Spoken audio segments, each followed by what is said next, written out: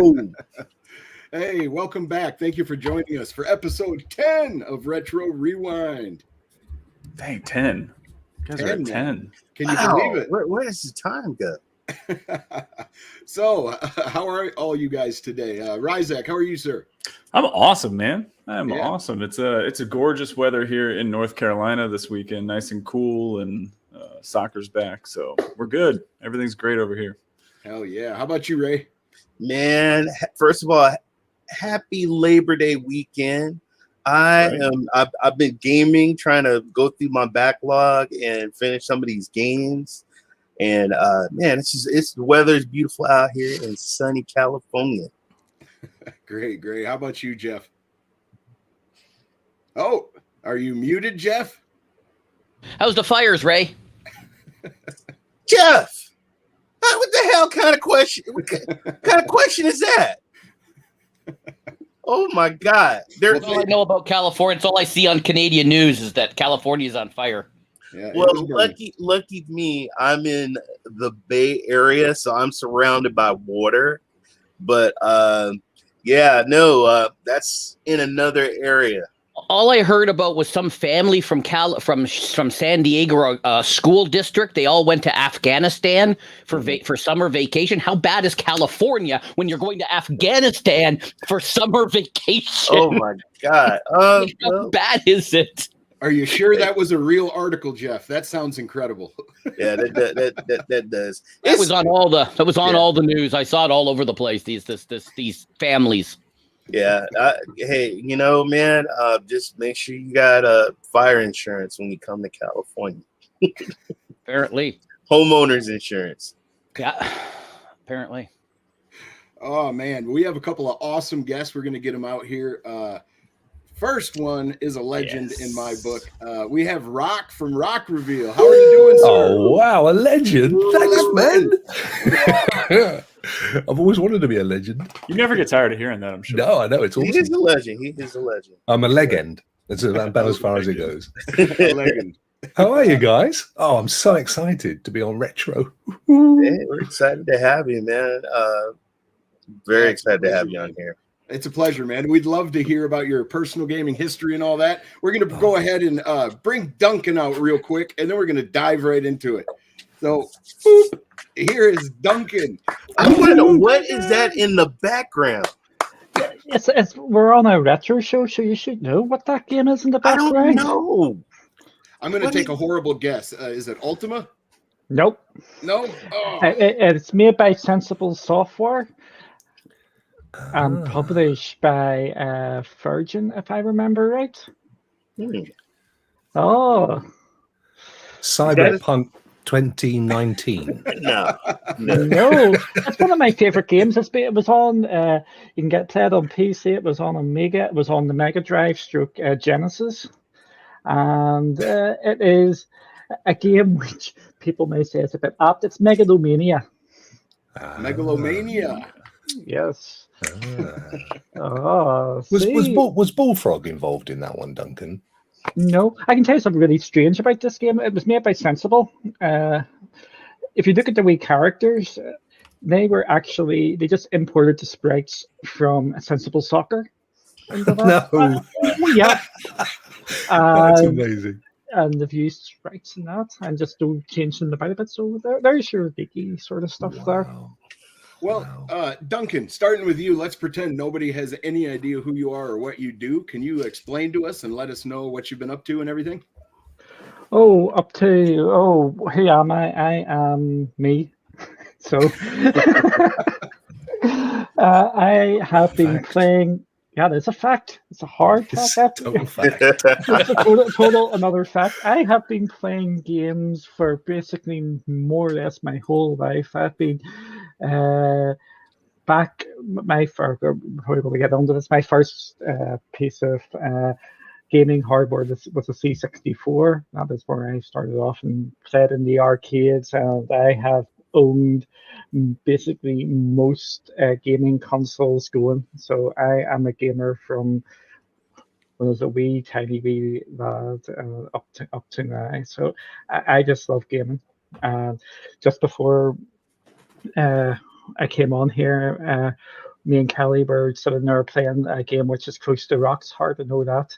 It sucked, I think, a lot of people back in Destiny too. I think that with the new expansion coming out, I think some of the changes they've made with the unlimited ammo now, it's just made it so much better. And It's amazing. It's really just, accessible.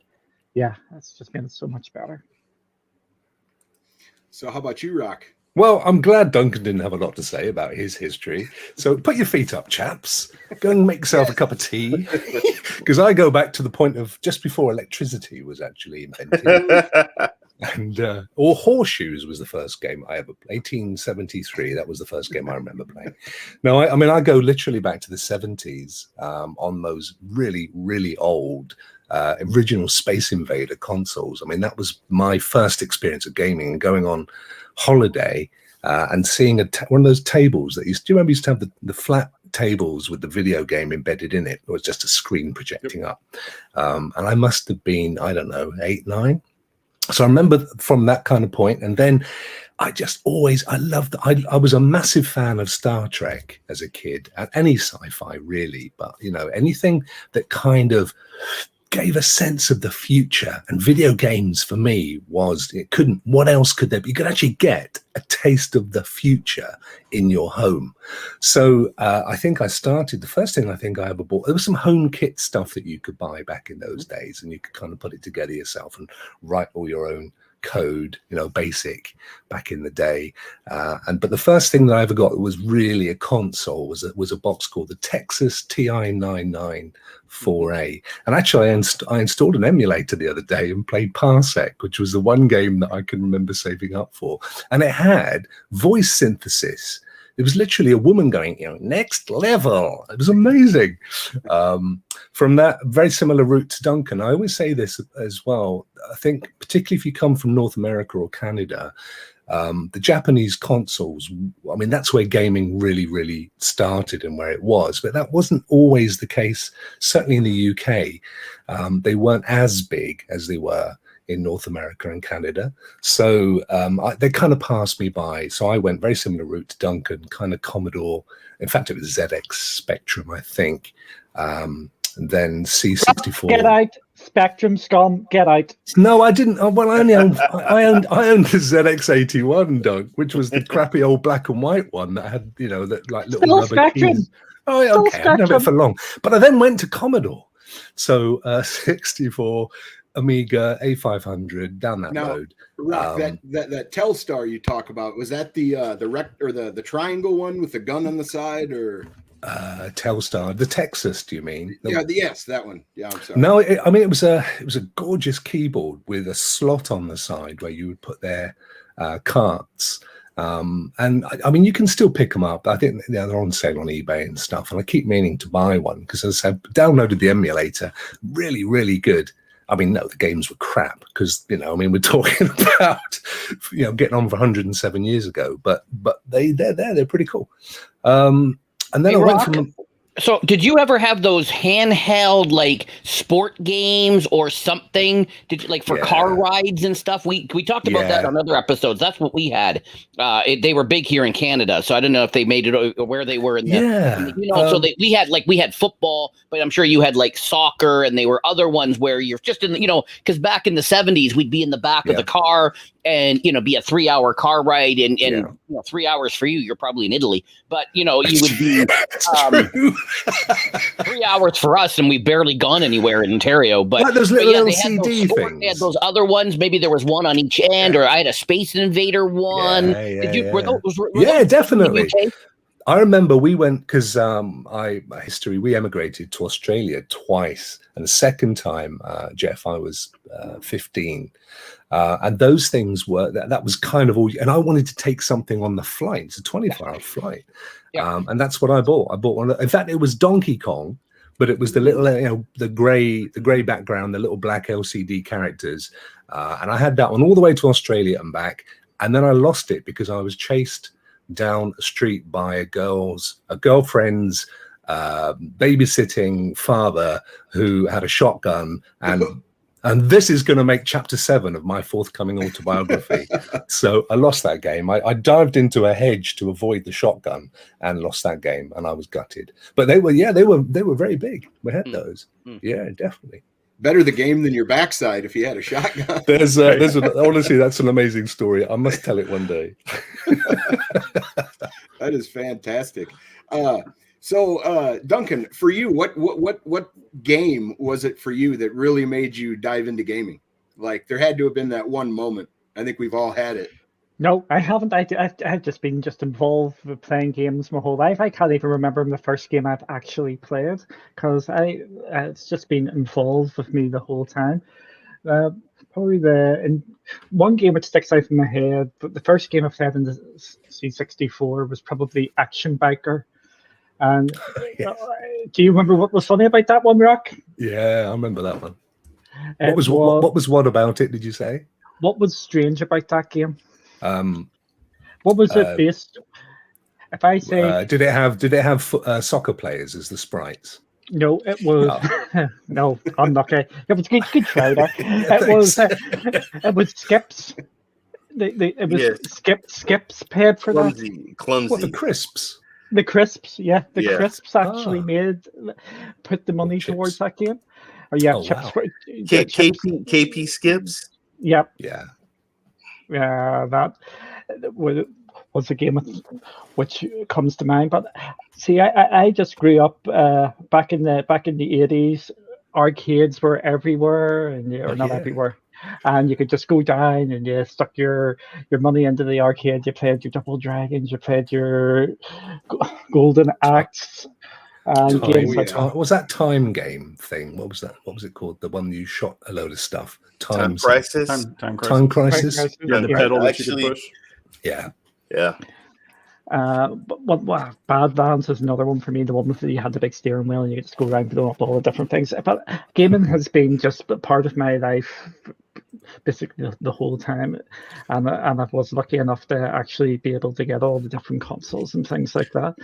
So it's absolutely mad. As you can see, the graphics were absolutely lit with this, and it was. And good to think about it is, when I was playing it, I didn't know what the Scooby Doo I was doing in that game at all. It was I was just going about there, just on a bike. Basically, you were actually meant to go around picking up parts for it. I discovered later, but I really that is one game that sticks in my memory. But one of my favorite memories of the Commodore 64 was the music while you were waiting to the ocean loaders, and you had them going, and some of them are flipping absolutely banging, and they're banging to this day. And just being Daley Thompson.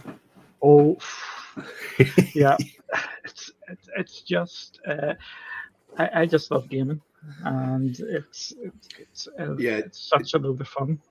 So did you get all of those magazines and the demo discs over in the UK, Duncan? Yes, you did get demo discs. But we got them here. Yeah. They were here at Walden Books. I used to collect. My favorite was the PlayStation ones, and you would have the disc loaded with the games and the posters. Man, those were my favorite books to get. So, Rokk, over all the years and all the different consoles, and you mentioned that games were the future to you. What has been your favorite console to look back on, either multiplayer gaming or just fun you've had? Well, I was lucky because out of school, and I left school. I didn't go on to further education because stupid. But out of school, I got a job working for a games distributor. I mean, back in those days, you didn't have the large chains that obviously you have these days. So there were local guys, businesses that would be buying in wholesale, and then they'd have their stockists. And my job was to test the new games that came in, and then bag them up and take them, drive them around to all the various stores. So I got to play across all sorts of, all the consoles, because the guy had to have them all in there to test them. And it was getting loads of returns, and my job was to play the thing and go, nah, it's working fine, and then they wouldn't get their money. So I got to play all of them. But I guess probably the Amiga, in truth. I also did, as a little sideline, I got involved with designing game graphics for games as well, and doing the card insert artwork locally. So that was around the Commodore, around the Amiga side, and there's still a few of those kicking around somewhere. I know I was when Clive and I used to do a little retro show, and we dug up some of the old artwork, literally still kicking around out there. But so they were great times, and it was everything to play for. I mean, there were kids at school that were making their own games, and I mean literally using machine code, because there weren't game engines back then. There was no Unity or Unreal Engine or anything like that. You had to code that yourself. And there was one guy doing a Star Trek game, which, I mean, it was, using coordinates to work out where the enemies were and stuff. But I just remember the maths was unbelievable. So hat off to those guys. The pioneers, they wrote their games. Now, no disrespect, but you grab Unreal Tournament, you get a guy over in the corner who does the graphics, and there's a guy over here who writes the story, and then someone over here does the music, and you tie it all together in Unreal and press a button, kind of. But that in those days, it was one guy did all the graphics, he did all the music, came up with a storyline, published the thing, went round to all the stores and sold the game, and it was a whole different world. Yeah, and they actually didn't get credit either. And Atari wanted to keep it that way. They wanted those guys to be just a cog in the machine and keep producing games. But that's how Activision started. Yeah. Yep. Yeah. And they became rock amazing stars. days. So they left. Basically, what they did is they left Atari, made a third-party company, continued to make games for Atari for like twice the money. and we all remember those games, most of them. Who was it that did the customizing of the consoles then? There was that Activision? I think it was too. In the very beginning, they would make the mod chips or the to mod the arcade cabinets. Yeah, to keep those coins coming. Well, those are smart. Those are all smart college kids, man. They were really intelligent. Yeah, and at one point, they had to wait and see if they were going to get sued by somebody. At one point, one of the arcade cabinets that they made more difficult. They didn't like that, apparently. I mean, it's how you're right, Ray. It's how a lot of those guys started off. I mean, how did Apple start? It started because Bill Wozniak came up with a device that could spoof the telephone to get you free calls. I mean, that was where they made their money initially. And then they said, you know what, we could actually start doing homebrew computers. And, off they went in that direction. But it was these college kids that had these crazy techie ideas and endless supplies of pot. And they come up with these bits and pieces. Yeah, Atari. I think there's a movie about the early days of Atari. They were hippies. Oh yeah, barefooted and they came into work when they wanted to. It's the way it was in the 70s. I know you guys are too young to remember that, but that's the way it was in the 60s and 70s, especially the 60s and mid 70s. Mm-hmm. Yeah, I guess at one point you could walk onto the 8th floor of the Atari building and see a whole bunch of people drinking Coors Light in a in a jacuzzi. Yeah. Fantastic. I'll never get tired of hearing news stories from people from all over the world and finding out just how different it was growing up with what we had available to us. Because some of the things that you guys are talking about, I don't even know about from it just not being around. I mean, we had a ColecoVision. That was the earliest thing we had, and it had an Atari hookup. And then it was NES, and then just everything from there. So the Amigas and the Commodores, like I never had any of that. Just wasn't mainstream where we were. No. So Forgive him, Rokk. He's still in his 30s. Yeah. Still, the ColecoVision's a pretty good pull, and I mean, we had like a Tandy. What we have, like a Tandy 4000 or something like that, like a little Tandy. Wow. Wow. So, Tandy. I wasn't writing code with chisels like Jeff and Rokk, but Rokk, you actually shared some drawings that you did when you were a young child with me, and I remember those guys. Rokk could draw, man. He could draw. He could do vehicles. He could do portraits. He could do some really cool fonts and stuff. He could draw. He was really good. Thank you. Thanks, Ray. Yeah.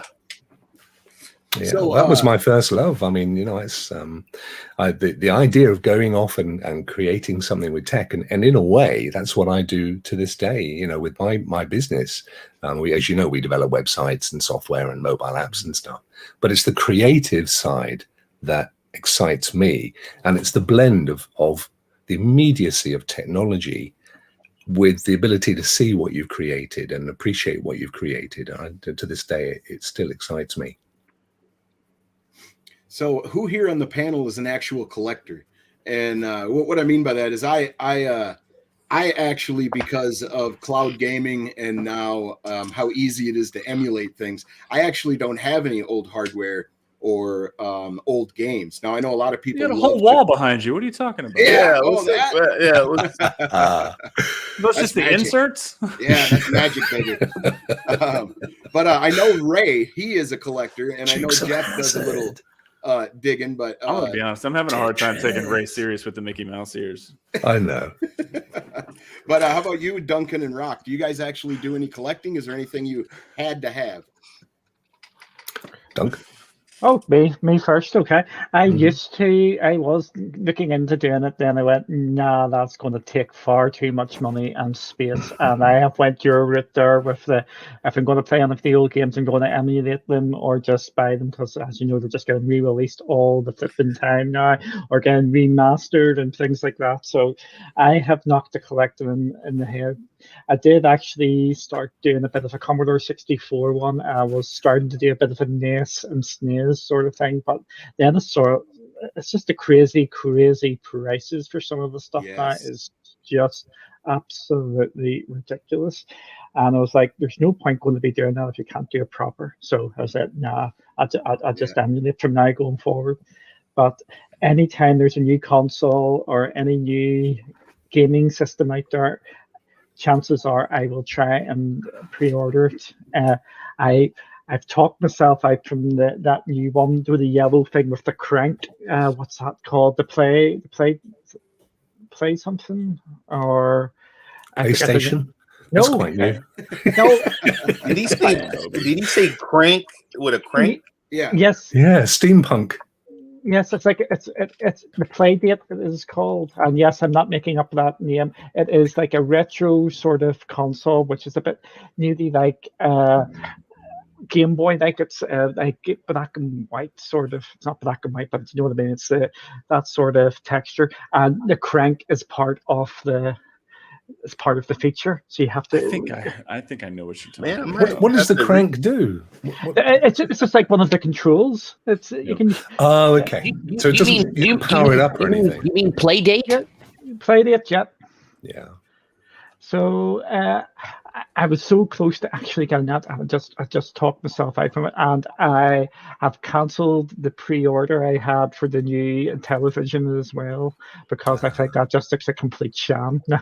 I think that's just looking completely and utterly shambolic. So, do you have the Atari VCS, Duncan? I have not. No, I can now. I just saw John Scar. Yes, I was just going to say John Scar, as a matter of fact, just a few hours ago, he checked out the Atari VCS and he was checking it out for cloud gaming. Does the xCloud work good on it? And does that's why I was going to ask Duncan if he had tried it yet. Yeah. Yeah. No, I haven't as yet. No. It's expensive. It's expensive is one reason. Yes, and it's like $300. And Atari was really. Yeah, it's a fair bit of money, and I couldn't justify that with the sort of stuff I have got over the last wee while, and the new Halo Series X, and the new. Wait a minute! Hold on! You bought the Halo Series X, the console. Look at his eyes. Oh my god! Look at his eyes. He's like, I know two people. Dr. Spaceman got it, and now I know Duncan got it. We know you're. No, Duncan's got two. He's saying peace out because he's about. You want that? No, my wife would kill me. Oh my god! And also Jeff, that would you like that added to the screen, sir? Sure. All right. And the Halo Pro controller, or whatever it's called, the funky, really expensive Halo controller as well. So that's the crank. I see it. Jeff, that's like the LCD stuff we were talking about earlier. Yeah. It's solar powered. You just got to wind it up and. Oh, that is. There's too much of this guy's face yapping away in it, but it kind of looks like a Game Boy. No, I would break. I think I would break that crank. I don't know. There's an alternator inside of it, and you just go charge it up. See that just to see how that moved there. That was part of the crane, the crank there as well. They've actually some of the games are actually putting that into the game. And what I really like about this, if you buy it, it's in season passes, and they put out a couple of these wee small games, small indie games each each week. Yeah. And Yeah. it's like That is interesting. I think that could be really. That has got some sort of appeal to me. It seems like it's got a bit of soul to it because they're all curated games as well, aren't they, Duncan? Yeah. So they're making sure that it's only decent quality, and it's all kind of free of smut and stuff, which is what is Ray up to?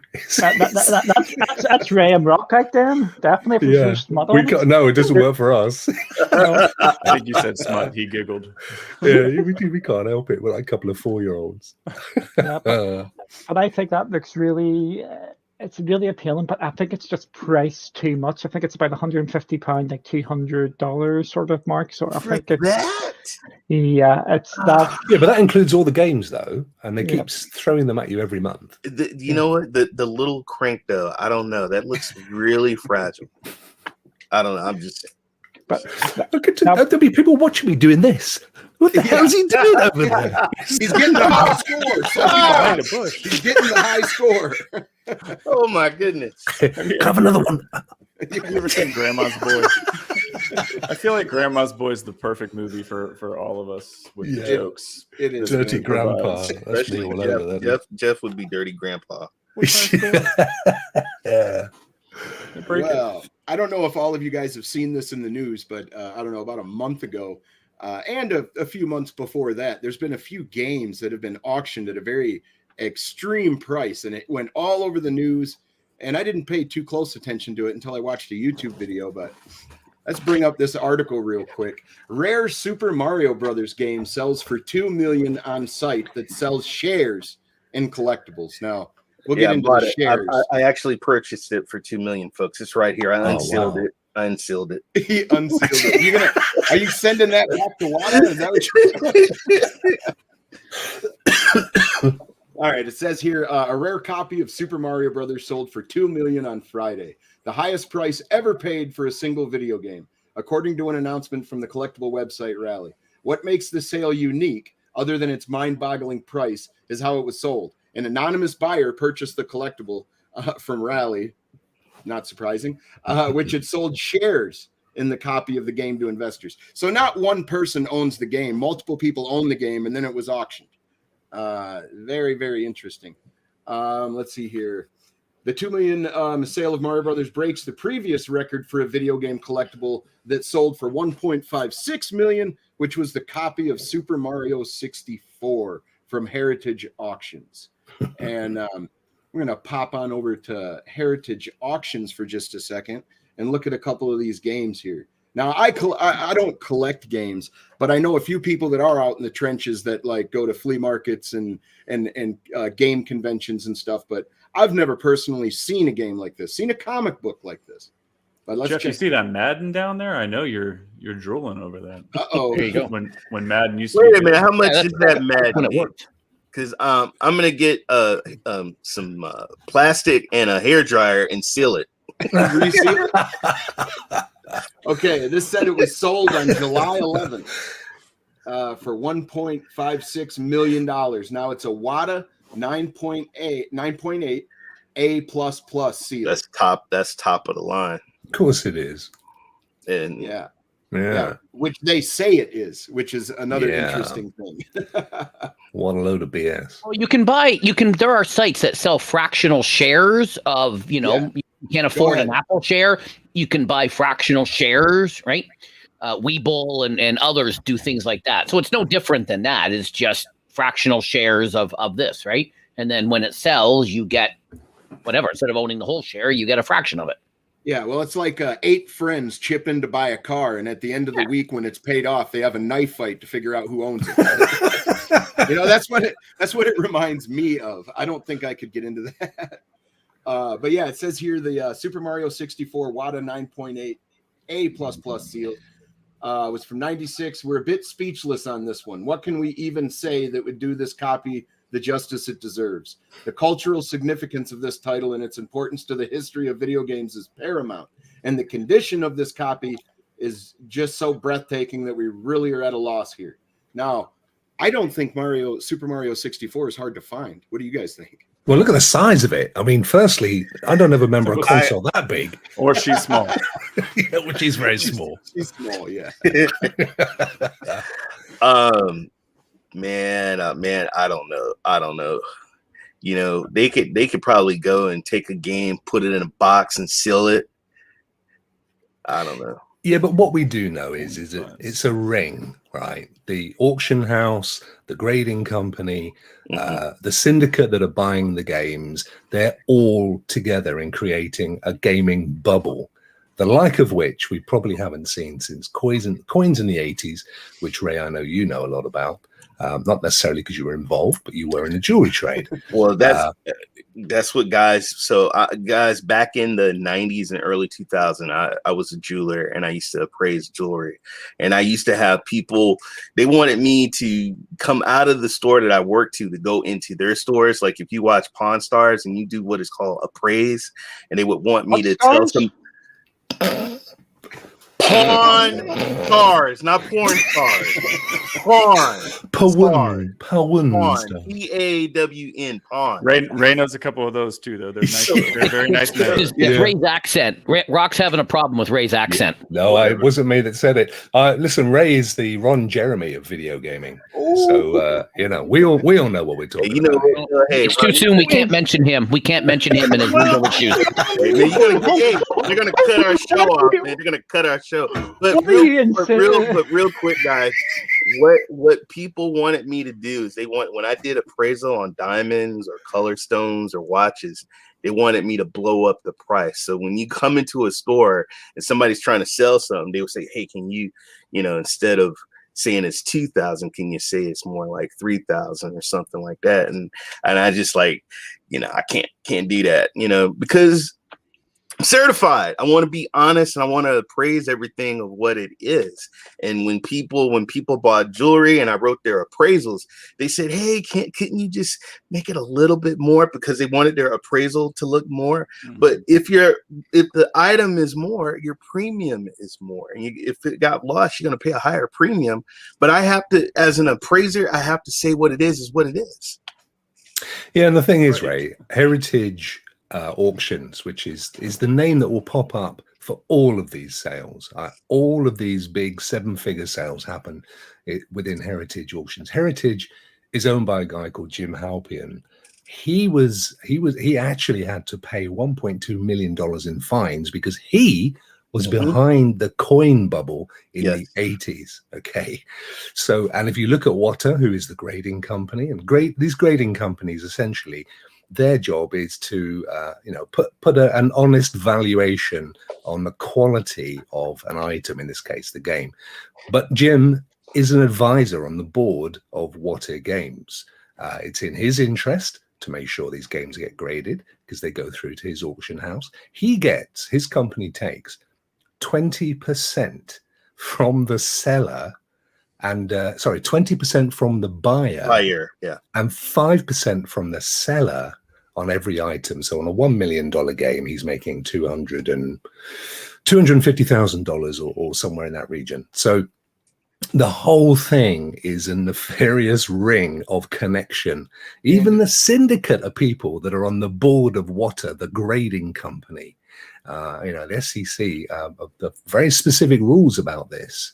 So just don't get suckered into it, folks. Yeah, and another thing they like to do is buy it from themselves just to drum up the market for that item. It puts it in the subconscious of everyone that this is going for that price, and it's all inflated. It's about creating a market. Yes. So you have to create the illusion of so that you get people stampeding to buy these things. It's, you see it in a way with cryptocurrency. I know there are guys making money in the community, etc., but ultimately it has the smell of that going on. So you have to be careful. If you don't really understand the market, don't put your hard earns into it. Yeah, And also, real quick, that Mario game before it sold for $2 million. How much did it sell before that? It was $286,000. And Less than that, I did you think. see how it ballooned up? Yeah. Yeah. Well, that's And it because was 4 years. collectors aren't the ones that are looking for it. Exactly. If the collectors want it, the market's kind of already spoken, you know what I mean, on what the price is and everything else. But then again, I'm not the guy either that says, hey, do you have a Bionic Commando sealed in the box? You know, I understand having the hardware on the shelf to go grab and put in your unit if you do have it, but to have it sealed in the box, and I mean, it's a wall hanger pretty much. I don't know. It's like peeling the plastic off your doors too, you know. Like you got to peel the plastic off. So you got to use it. So. Oh no. What's the matter, Jeff? You don't like to peel the plastic off? Jeff had some renovations done, and they put a new sliding glass door in, and they went on the inside and started to peel the plastic off of the door, and he freaked out because that's a screen protector. You know, you leave it on there. Awesome. Oh, yeah. That's funny.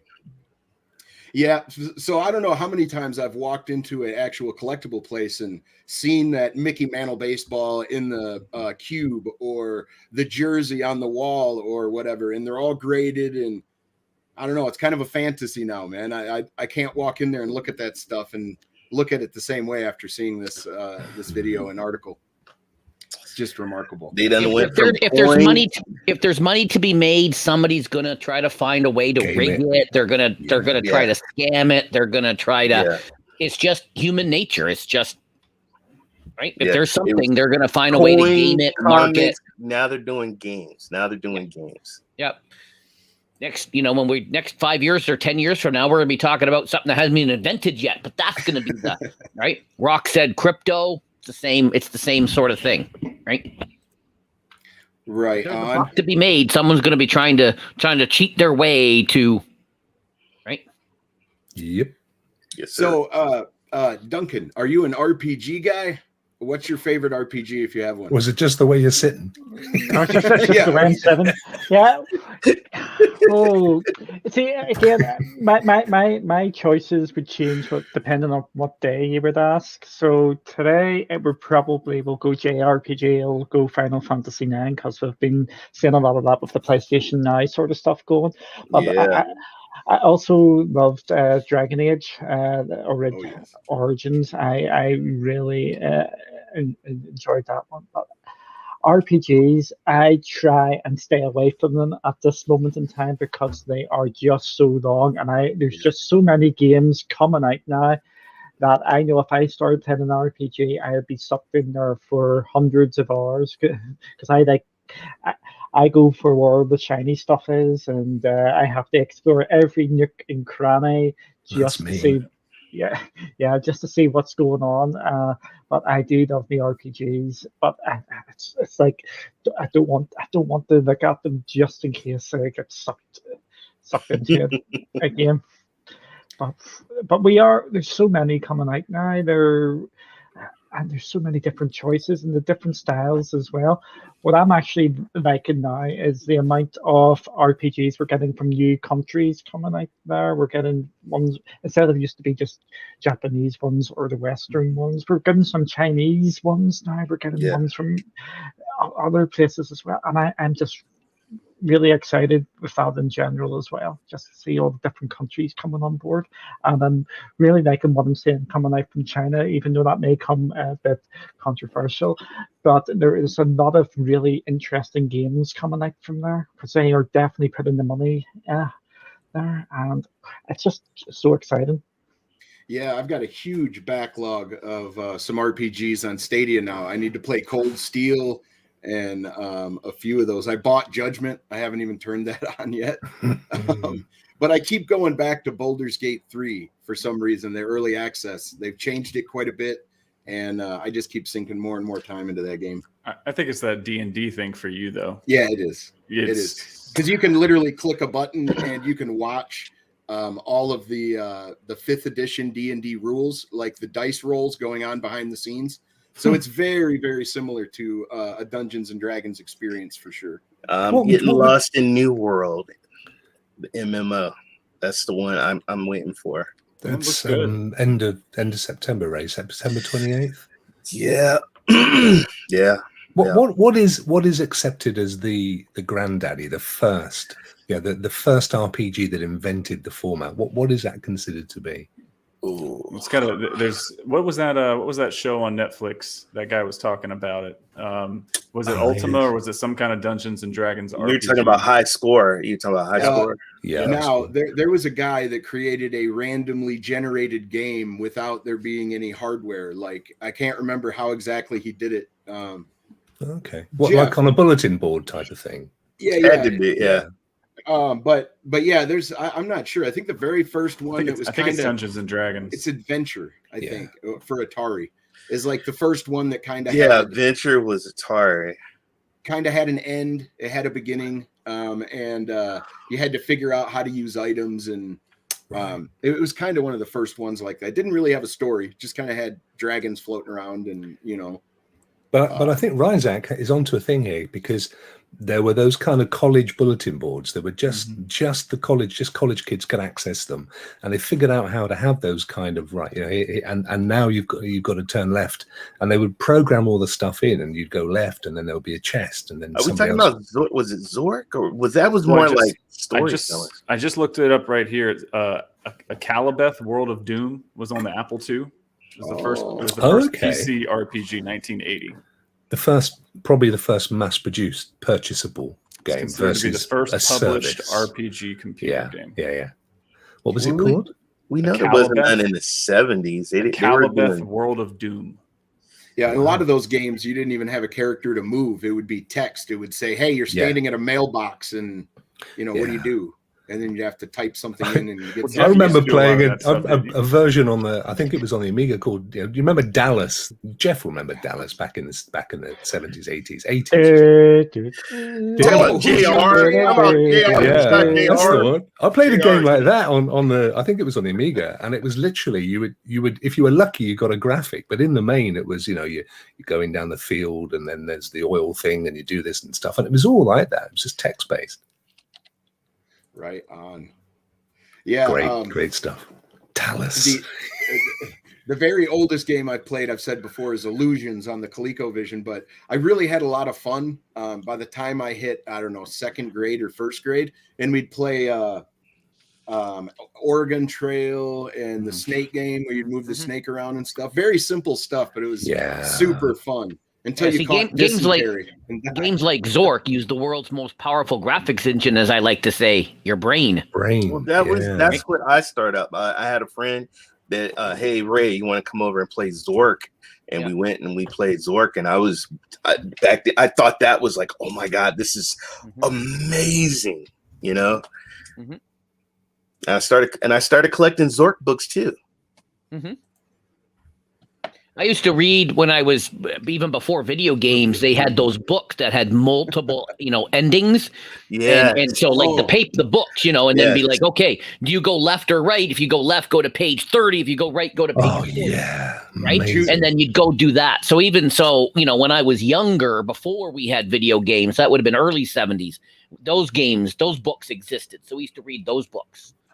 And then we'd go through all of the different permutations, and it was like a different story every time. So and sometimes forever. Sometimes your story would end because your character would make the wrong choice and die. Those were called choose your own adventures. Yep. Amazing. Lots of fun. Yep. Can you remember any RPGs on the Atari? Esque games, not actual RPGs that had like a story and everything, but like Indiana Jones was kind of similar. You had a beginning where you started, and then you had to find certain items and use them in a certain way to, like the Staff of Ra and stuff, to get the location of the Well of Souls or whatever it was called. Oh, Dallas Quest. There we go. Dallas Quest was on the Atari. That's J.R. Ewing. There he is. God rest his soul. A graphic adventure game based on the soap opera Dallas. God, my mom. Was Dallas big in the UK? Massive.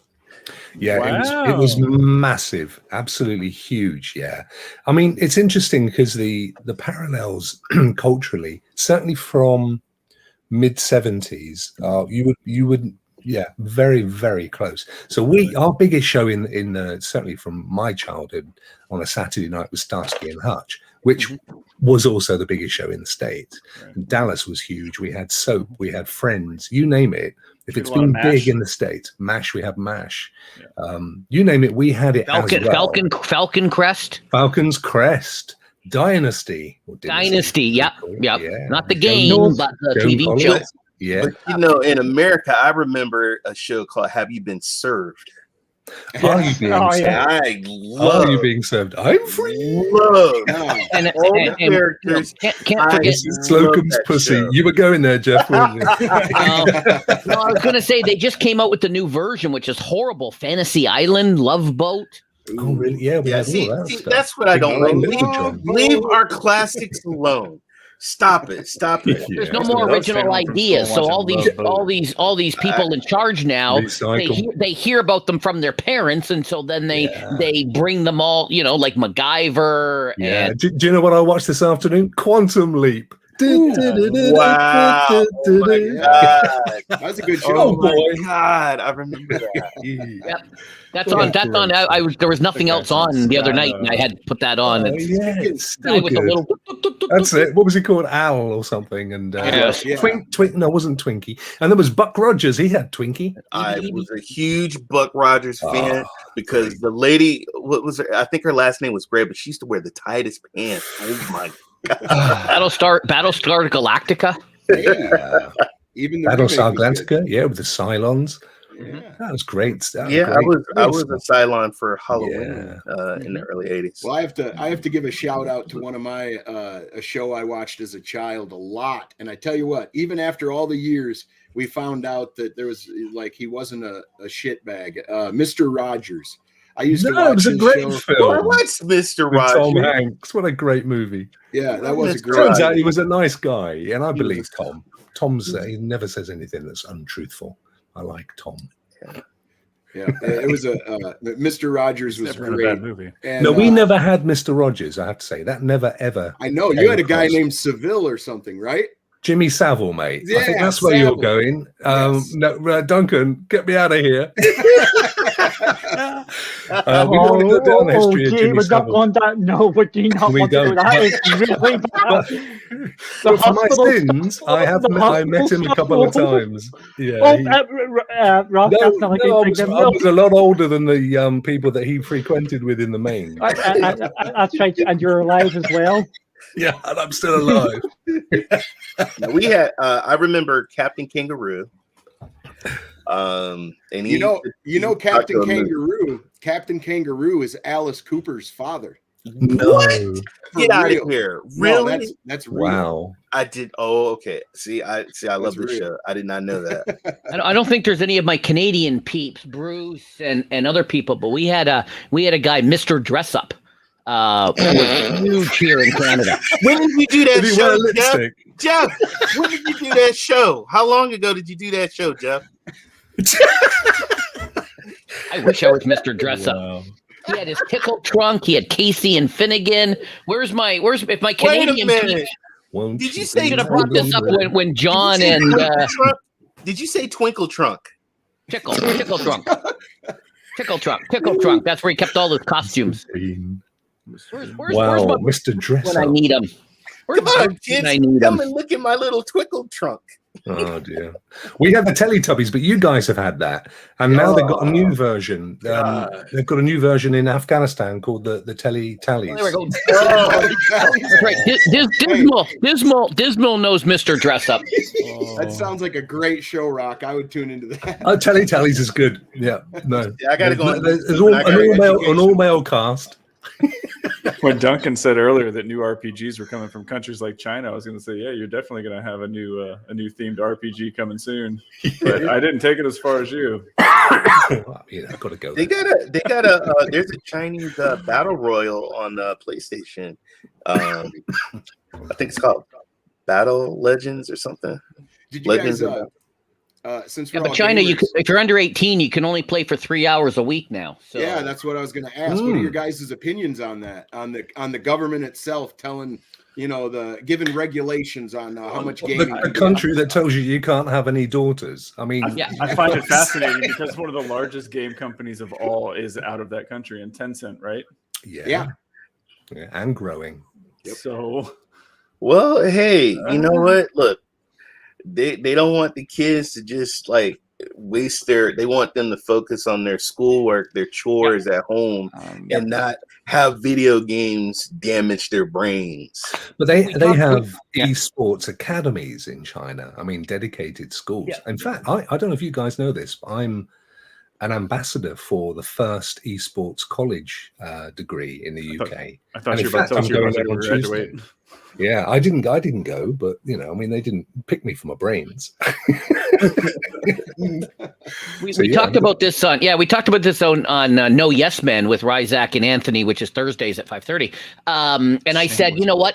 I don't know a lot about the Communist Party, but what I do know is they focus you on whatever it is, whether it's math or being a doctor or an athlete, right? So it doesn't surprise me. And we don't even know. Maybe it was 2 hours, and now they moved it to 3. Maybe the young Chinese children just don't care. Maybe they just don't play enough, and they don't.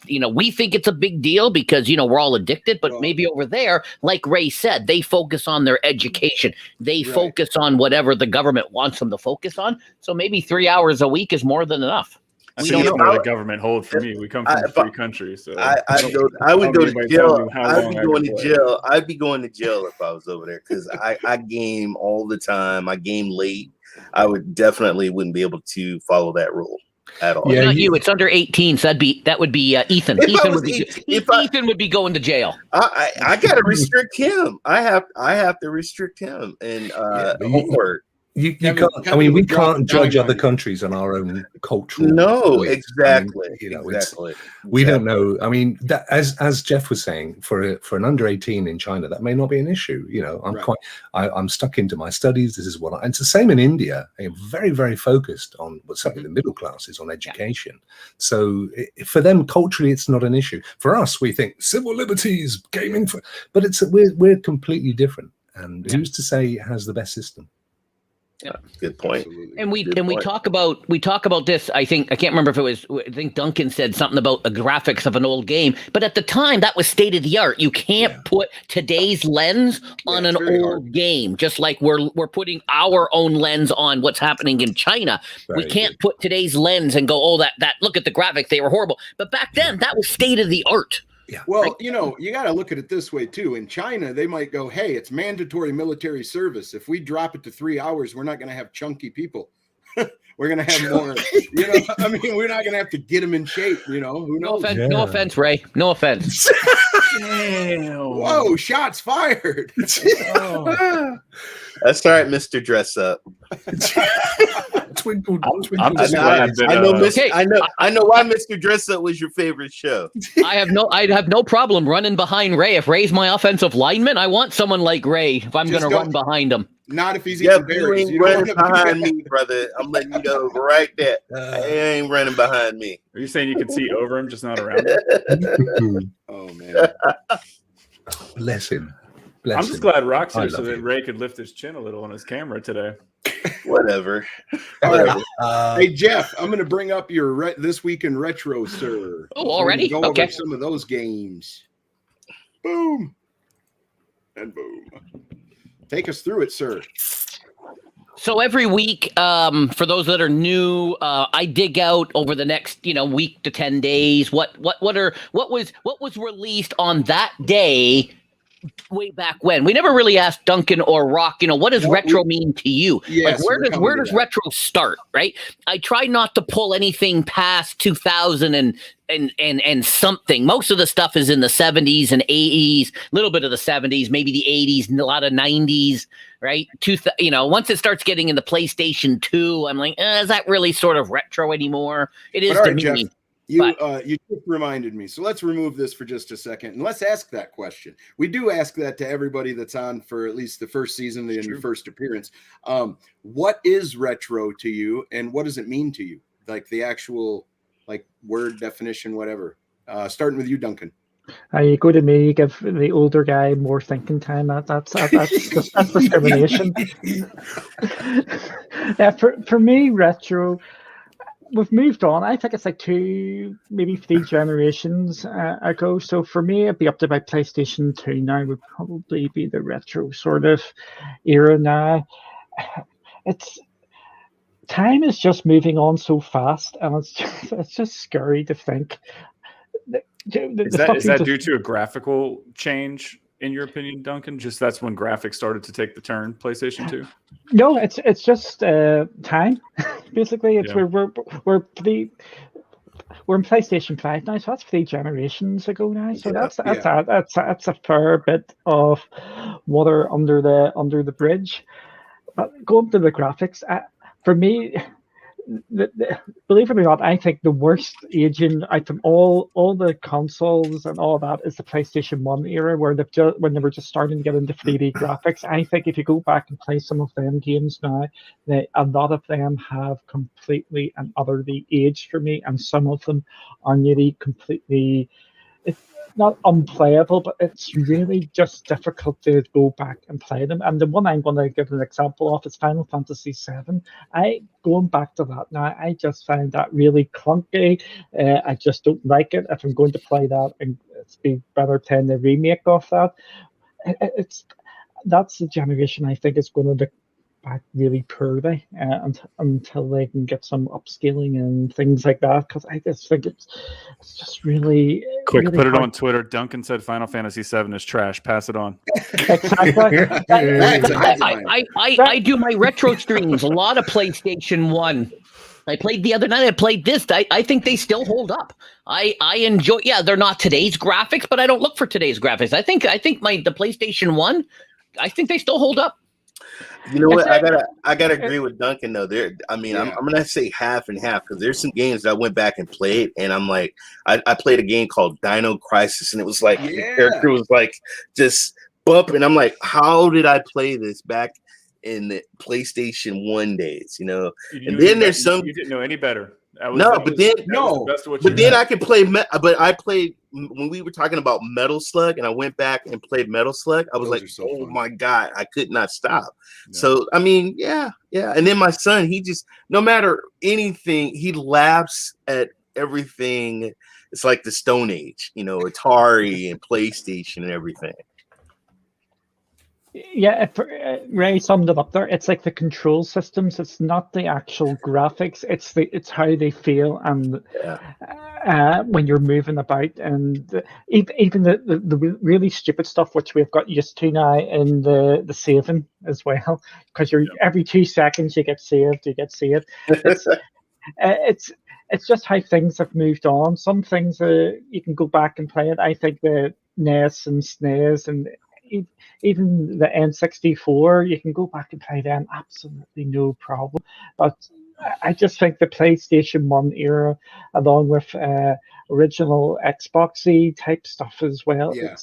It's like they hadn't wrapped their arms around it yet. Like they had a 5-pound bag, and they were trying to figure out how to put 10 pounds worth of stuff in it. So like, you know, a whole bunch of stuff like was bad when they did it like that. But, you know, it did pave the way. Like, I think Mario 64 was the first game I played and went, wow, I couldn't have fathomed Mario being 3D and having a whole world like that.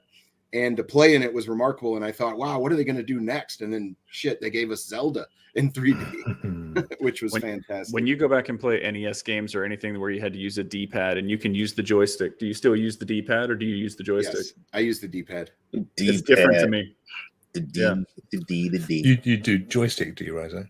No. I do the D-pad. Do D-pad because trying to use the joystick for those games that you grew up playing with the D-pad, it's different. I don't know. It's different. It's not the same. Some of the PlayStation 1s, the joystick doesn't work. When I was playing Dukes of Hazzard the other night, I had to use the D-pad. It just, you know, some games they hadn't figured it out then. Or don't forget, the PlayStation 1 didn't have a joystick on some of their controllers, right? I cheat and plug my 2 controller in, but I have a PlayStation 1 controller with no joystick. It's only D-pad, right? It looked like an SNES controller, didn't it? A little bit. Yeah. Okay, Rokk. So, yeah, what does retro mean to you, and what is retro to you? Technically, they say 20 years, but I think in a little way, it kind of segueing from what we were just saying about China and culture, it's going to be dependent on your position, your age. So, if you're a young guy, retro is probably PS3. If you're as old as Jeff and I, then we're going way back into the 70s. But the thing about playing retro games, it's a bit like when you meet that first girlfriend you had 40 years later, and you realize some things are better off sticking in your memory and not going back to. So and for me, gaming's always been about getting as close to reality. Believe it or not, for me, gaming, the games I love to play are the ones that make me feel like I'm in a movie, So the retro stuff had its time, but even back in the day, the games that really excited me were where they'd gone the nth mile and they'd created sprites that actually had proper human animations and stuff, and it felt real to me. And that's what I look for in games today. So yeah, but they say it's about 20 years, and truthfully, it's wherever you sit in the world, and what was in your youth is what you're going to be calling retro. Yeah, I'm super excited for the Unreal 5 and the like movie quality assets they can bring into the game, and the facial animations and the acting they can get out of that. I think it's going to be remarkable in the future, and it's only going to draw you in that much more to but it depends for a lot of people, and I can only talk from obviously my own perspective. A lot of people, it's more about the mechanics of the game and the challenge of the game, and it isn't about, like you was just saying, Jeff, it isn't always about the graphics. For a lot of people, that's the case. There are a lot of people that only play PvP. That's it's the mechanic of that specific type of game, and not necessarily the reality of it. So we all come at it from a different place. Yep, I agree. I totally agree. So Rokk, think about this: the time between 1939 and 1980 is the same from 1980 to today. Yeah, it's amazing, isn't it? And think about this, Jeff. I've probably got about 20 years left. Thanks, Jeff. Thank you. Yeah. Thank you. he has to remind you of your mortality, doesn't he? I know. Every day's a bonus when you get to my age. Preach. I know Happy had a comment in there about did we go to the video store back in the 90s? Heck yeah. And it was nice to get in with somebody at the video store, because if you didn't have a game that you wanted there, they would tell you who had it. You just call up your friend and be like, hey, when you're done with that, let me know so I can go to the store and get it. Wow. Yeah. Now, I never rented a Super Nintendo, but they were trying to rent out, I think it was $99 plus deposit for a Nintendo 64 when they first came out. Huh. They had a little, like a big case that you had to rent it in. And yeah, I remember that. Did you guys have Babbage's in the UK? No, I don't think we did. What was your store that you would go and buy games at? Your like Dixon's, Woolworths, Tesco. Oh my God, yeah. Woolworth. Toys R Us. Woolworth. Toys R Us we didn't get Toys R Us until probably late 80s, early 90s. Well, Toys R Us was interesting. They had flyers on the wall. You had to go take your flyer and hand it to the person, and they'd go get it. Yeah, it's interesting. Yeah, no, I mean, you would go to electronic kind of consumer electronic stores to get your games. There weren't, from my memory, there weren't specific. I mean, having said that, I worked in one. I had a little boutique with a couple of shelves of games behind me. That was me, but that I would somebody else's shop. It was just another thing I did after leaving school. But there were no big joined up stores like you guys had. So I remember Babbage's the most. Well, yeah, but don't forget the mom and pop. There was a lot of mom and pop. Yeah, and there still is mom and pops. Yeah. And I drive maybe 50 miles, sometimes 60 miles to go to these mom and pop stores and collect. And when me and my wife was in LA, I put 3 stores I wanted to go to, and I found games that I've been looking for that I couldn't find out here. So yeah, the mom and pop stores, man. Yeah. We have retro gaming stores now. Again, Yeah. down the back like a streets niche and store. stuff. Yeah. A lot of They 80s sell all stuff. sorts. Yeah, and they sell the little die-cast models from Yeah. Alien and all that kind of malarkey. Yep. Rock, what were you doing down the back streets? I'm often down. I was looking for those porn stars that Yeah. trained us. Hey, Rokk, They're nice guys. What Yeah. got you into your e-league, and what motivated the you to esports. mentor young people? I was asked. I mean, mentoring young people. Yeah, well, that sounds so dodgy, doesn't it? Especially because your connections with Jimmy Savile you just came up Yeah. with. Yeah. Hey, I know. we're coming full circle. Yeah, I've done that.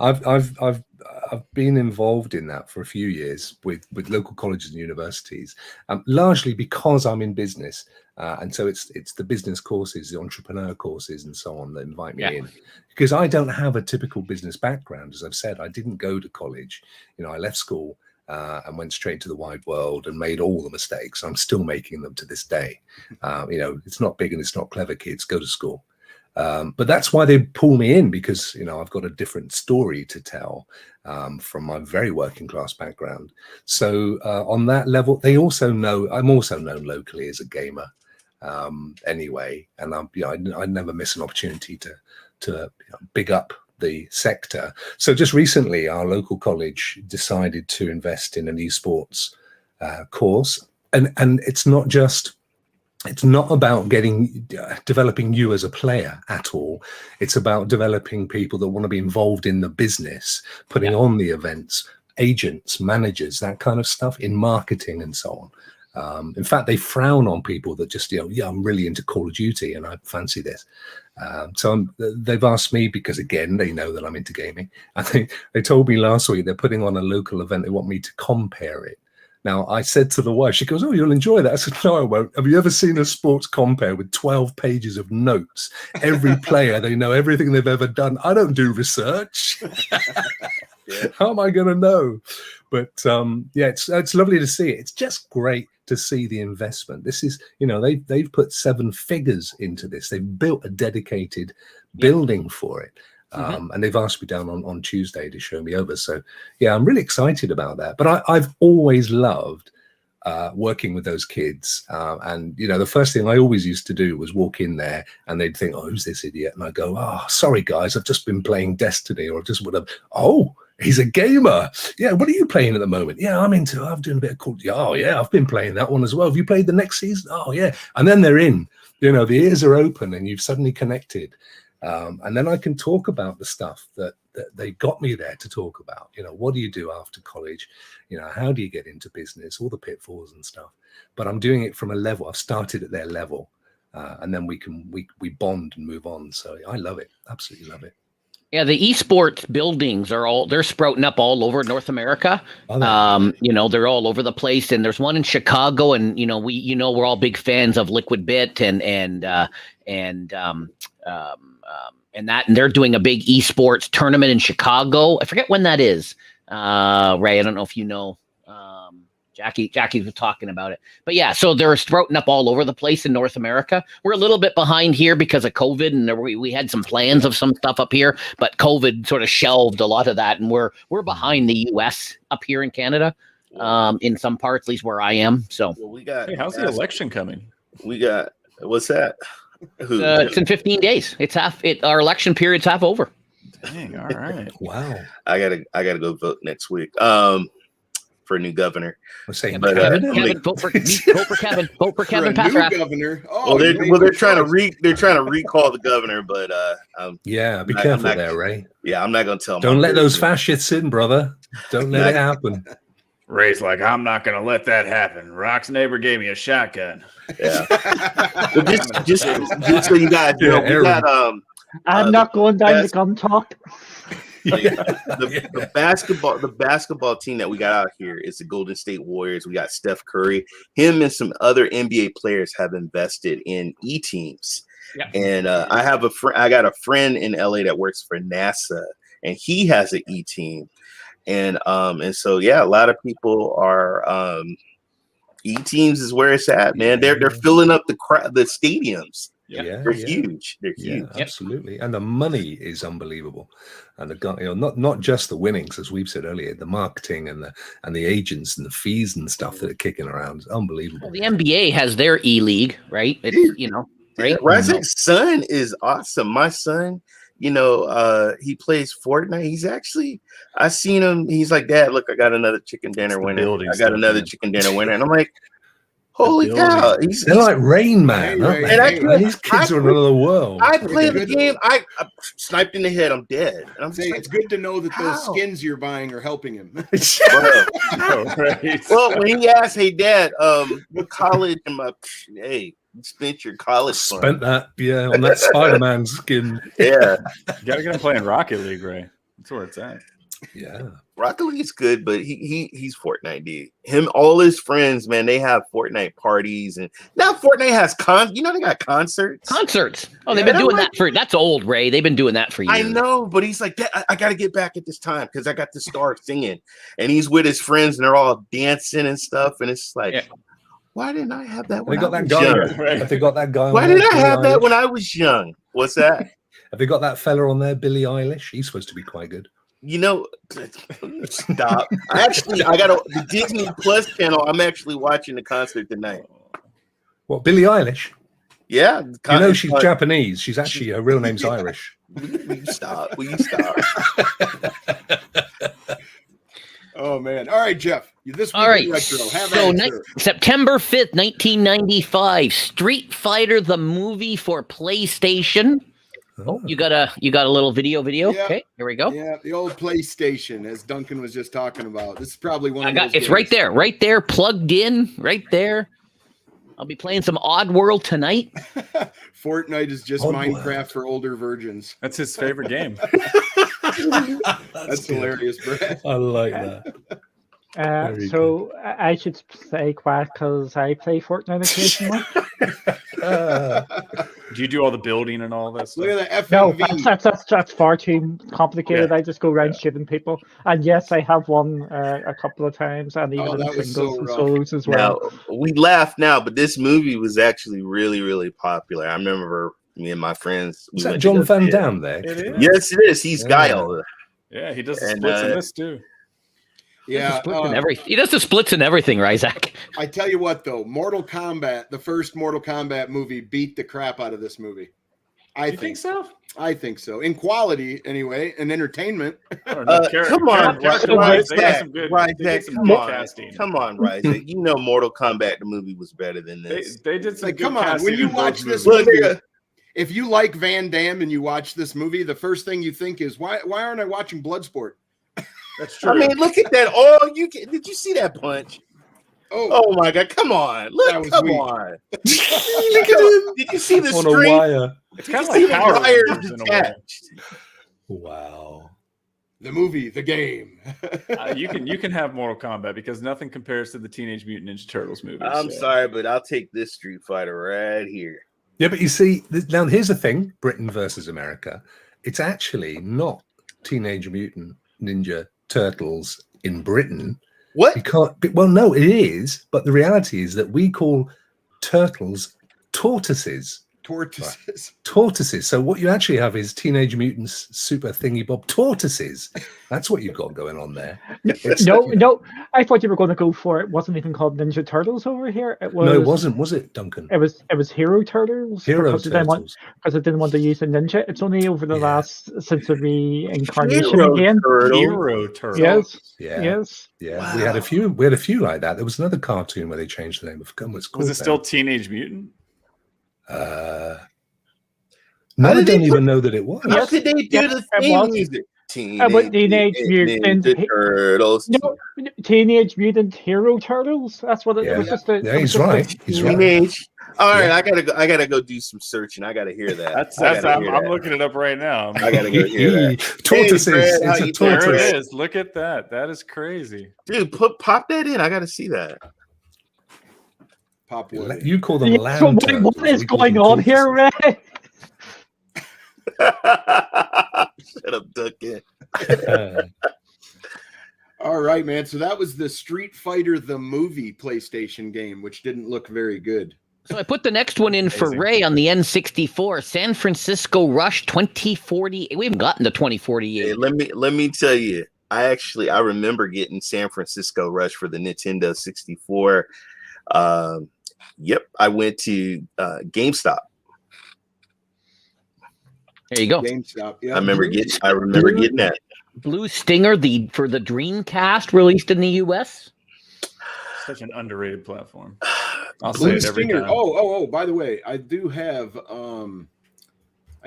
Blue Stinger up here. Yeah, I was wondering what the hell is Blue Stinger? Yeah, Was it check a this out. helicopter? No, that was Blue Thunder. was Not a Blue helicopter. I love the Dreamcast. This was the first Killer Queen Black game. Yes. Apparently. What the hell? Blue Stinger. Yeah, let's see what this is all about. Now I had a Dreamcast and I loved that platform. That was one of my favorite consoles, man. I loved Sega for making it. The Shenmue. what do you call it? Ready to Rumble looked amazing. Dude, the sports games, man. That's what I remember. They had some of the best. Sega!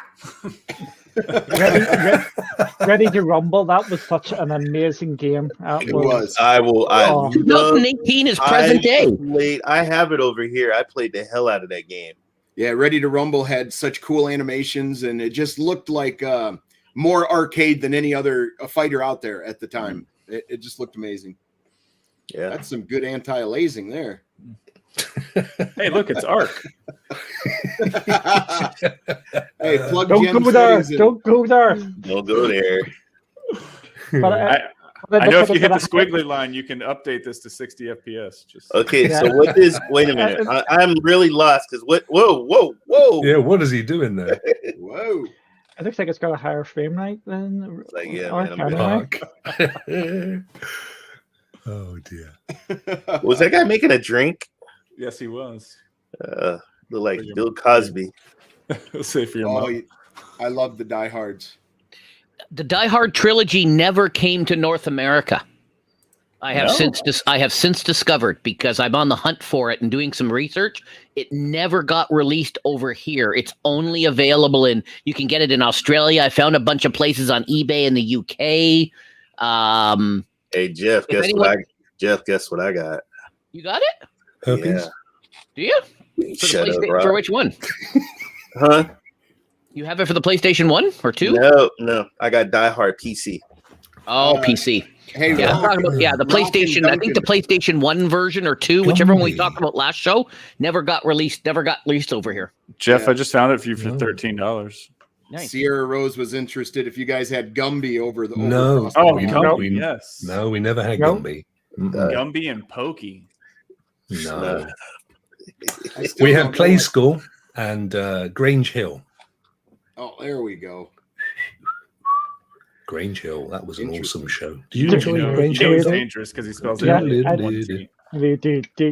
Yeah, I did. Yeah. Everybody loved Grange Hill. Yeah, and I grew up when it did the big cheat off that they were going off in the town. Oh, the drugs thing. Just say no. Wow. Alone in the dark too. Wow. Yes, Jeff, this one 3DO. right here. Wow. This game I can discuss. I've played the first one and the second one. These games are like the poor man's Resident Evil, kind of. Let me find it here. I've got it. There it is. Alone in the Dark 2. As Duncan was explaining, the animations aren't the greatest because of the time it was made, but it was the first 3D type game where you had to collect items and weapons and then find out where to use those items, defend yourself from monsters or ghosts. The main 3DO. Yes, this one was released on 3DO. The main character's name is Edward Carnby, and he's kind of like a not a Ghostbuster, but just a supernatural investigator. Kelly did not like Grange Hill. No, but she did. She would. Yeah, but she's very young. She missed the very early episodes that I saw back in the 1912, 1930s. There's a guy laying on the ground there dead. Yep. Yes, this is that kind of human animation that I used to love. They put a lot of effort into that. I mean, okay, so he's drunk, but He's definitely drunk. Yeah, see, this is what I was sort of talking. It's like the control systems and all when they were just trying to figure all this sort of out, and you could tell that they were pushing boundaries back then. Yeah. Just take that kick to the Oh head. my god! Looks like he's doing a He's holding a gun. A Shoot him. roundhouse. Yeah. Shoot him with the gun. He's got a Tommy gun. Yep, he's gonna pick that gun up as soon as he dies. Oh, he's gone. Oh, there it is. And there's the gun. And they buried him. Yeah. Dude, By took his order of the flask, Peaky Blinders. got his alcohol, got his flask. That's important. Whoa! Very much so. In this game, the flask is important. That's better. Yeah, I want to play this. This is good. Yeah, it's Alone in the Dark 2, and then you go inside this mansion just like Resident Evil, and you have to break curses and. Hi, they're coming. Quicker than that. Oh my He's like god! trying to get in the bush. Can't get in the bush. Bro, what in the world? No, don't shoot Oh, me. don't shoot me! It's a good thing the NPCs take care of themselves in this game. Yeah, Silent Hill scared me too. But yeah, they tried to make it 3D, but it's just like angles you can walk. Yeah. You know what I mean? Yeah, yeah, A little sliver. See lines. yeah. Ooh, I have a sealed Silent Hill. I wonder how much I could get that appraised for. Send that into WADA and find out. $1 million. Do it in a heartbeat. Oh, that's hilarious. But yeah, it's a very interesting game. When it came out, I was very excited for it. And when I got it, I died a hell of a lot. It's one of those games where you get an item and it's not obvious what to do with it. Are they vector based, those characters? Has to be. Because when they did a close up, it had like a few triangles for his nose and stuff. Yeah, it's very, very simple. It looks really good. There's him in the house. What? Oh, yeah, Whoa! He's fighting Santa. Oh, come on, dude. All right, we're getting it. We're gonna get YouTube's Slim gonna boot us Santa. off of here, man. Shooting Santa Claus. Heck yeah. That was a Yeah, cut well- price Santa. A lot of these rooms are trapped in very, very large game too, though, for the time. What I the mean, That's hell? how Ray walks. Whatever. She can look at her eyes. She can Whoa! see better than you can. It's true. see, like, look what's the puzzle? What is she gonna do? Captain's staff. Okay, you lay it on the floor, and now what? It turns into an eel. I think I have those same. I think I have those same pajamas. She What picks year it was up. this? When did this come out? 98. Hell, you got that wig. 98. 95. 95. 1995. Yeah, 95. I'm glad because 98 that would have been bad. All right, go ahead. Go ahead. So the Jeff. next one, Fron 4.0 on the mainframe. I sent this to my brother because my brother is actually 13 years older than me. And when he was in high school, he used to go down to the local university and do a bunch of stuff on the mainframes. And he vaguely remembers there was this game. And because he was older than me, he used to have to babysit me. So back in the early 70s, I would go with them down to the universities. They had, remember the punch cards, Rokk? Yeah. So he was doing the stuff in those, and yeah, he remembers this. He vaguely remembers this game. Wow. But one that I had completely forgot about, September 10th, Hugo's House of Horrors. I loved this game. Who is Hugo? I completely forgot about this game. Did. I did. I love this game back in the day. Hugo's House of Who Horrors. is Hugo? House of bring it up. Horrors. I've never seen it. No. It rings no bells. Yep. See if SPG and his fast Oh yeah, we're there already. I just fast got it. YouTubing can get up a video. Is this Yep. it? This is it. I'm scared already. Yeah, it looks spooky. So it's kind of, it's your text Zork type thing, but you also got some graphics. You got some visualization. These are great fun, these games. I mean, Yes, they really are. Hey, there's what's that? The dude from Look like the dude The from Simpsons. Kung Fu that's aged about 20 Christopher Lloyd upstairs. Yeah. Doc. 1.21 gigawatts. Gigawatts. Do you know what this means, future boy? Wow. Yeah. It's just like Love Secret those Neighbor. Yeah. I wonder what the whistle is for. That's a rape whistle. Better hold on to that. Wow. man. You see Ray come and blow the whistle. Hey, Jeff. Oh my word. Come on, press F1 for help. The mad professor Is that all it is? Oh, look at the wallpaper. It was like you had like 8 colors to use in your palette. So Yeah, is that, you just walked up into my house. so is that just green guy machine. Hugo? Is that Hugo? I think that's the Incredible Hulk and David Banner. I tell you, he's got some tight pants on there. What game is this, Jeff? Just so you guys know, Jeff plays this game, folks. Uh-oh, leaving her alone with Igor. Igor. Wow. This was put together by a 14-year-old. Yes, it was. I'm sure of it now. I don't know, man. For some reason it's got perversion, like, you know. You got ideas, Ray. I can tell. Flying tonight. Oh, snap. Igor. That's Igor. Yeah, Igor. Uh-oh, something happened to her. Yeah, Shut up, Igor. Diablo's were big in the UK. Love Yep. Diablo. Love Diablo. I bought Diablo in Virgin Megastores. Oh, wow. I got how much did you guys play of Diablo 2, Duncan and Rokk? Did you guys ever play it? I didn't. I have played some Diablo, but not the online one. No, I haven't played a great deal of it. I think that was during my phase of where I was buying loads of games, which is still going on, and not really playing a lot of them.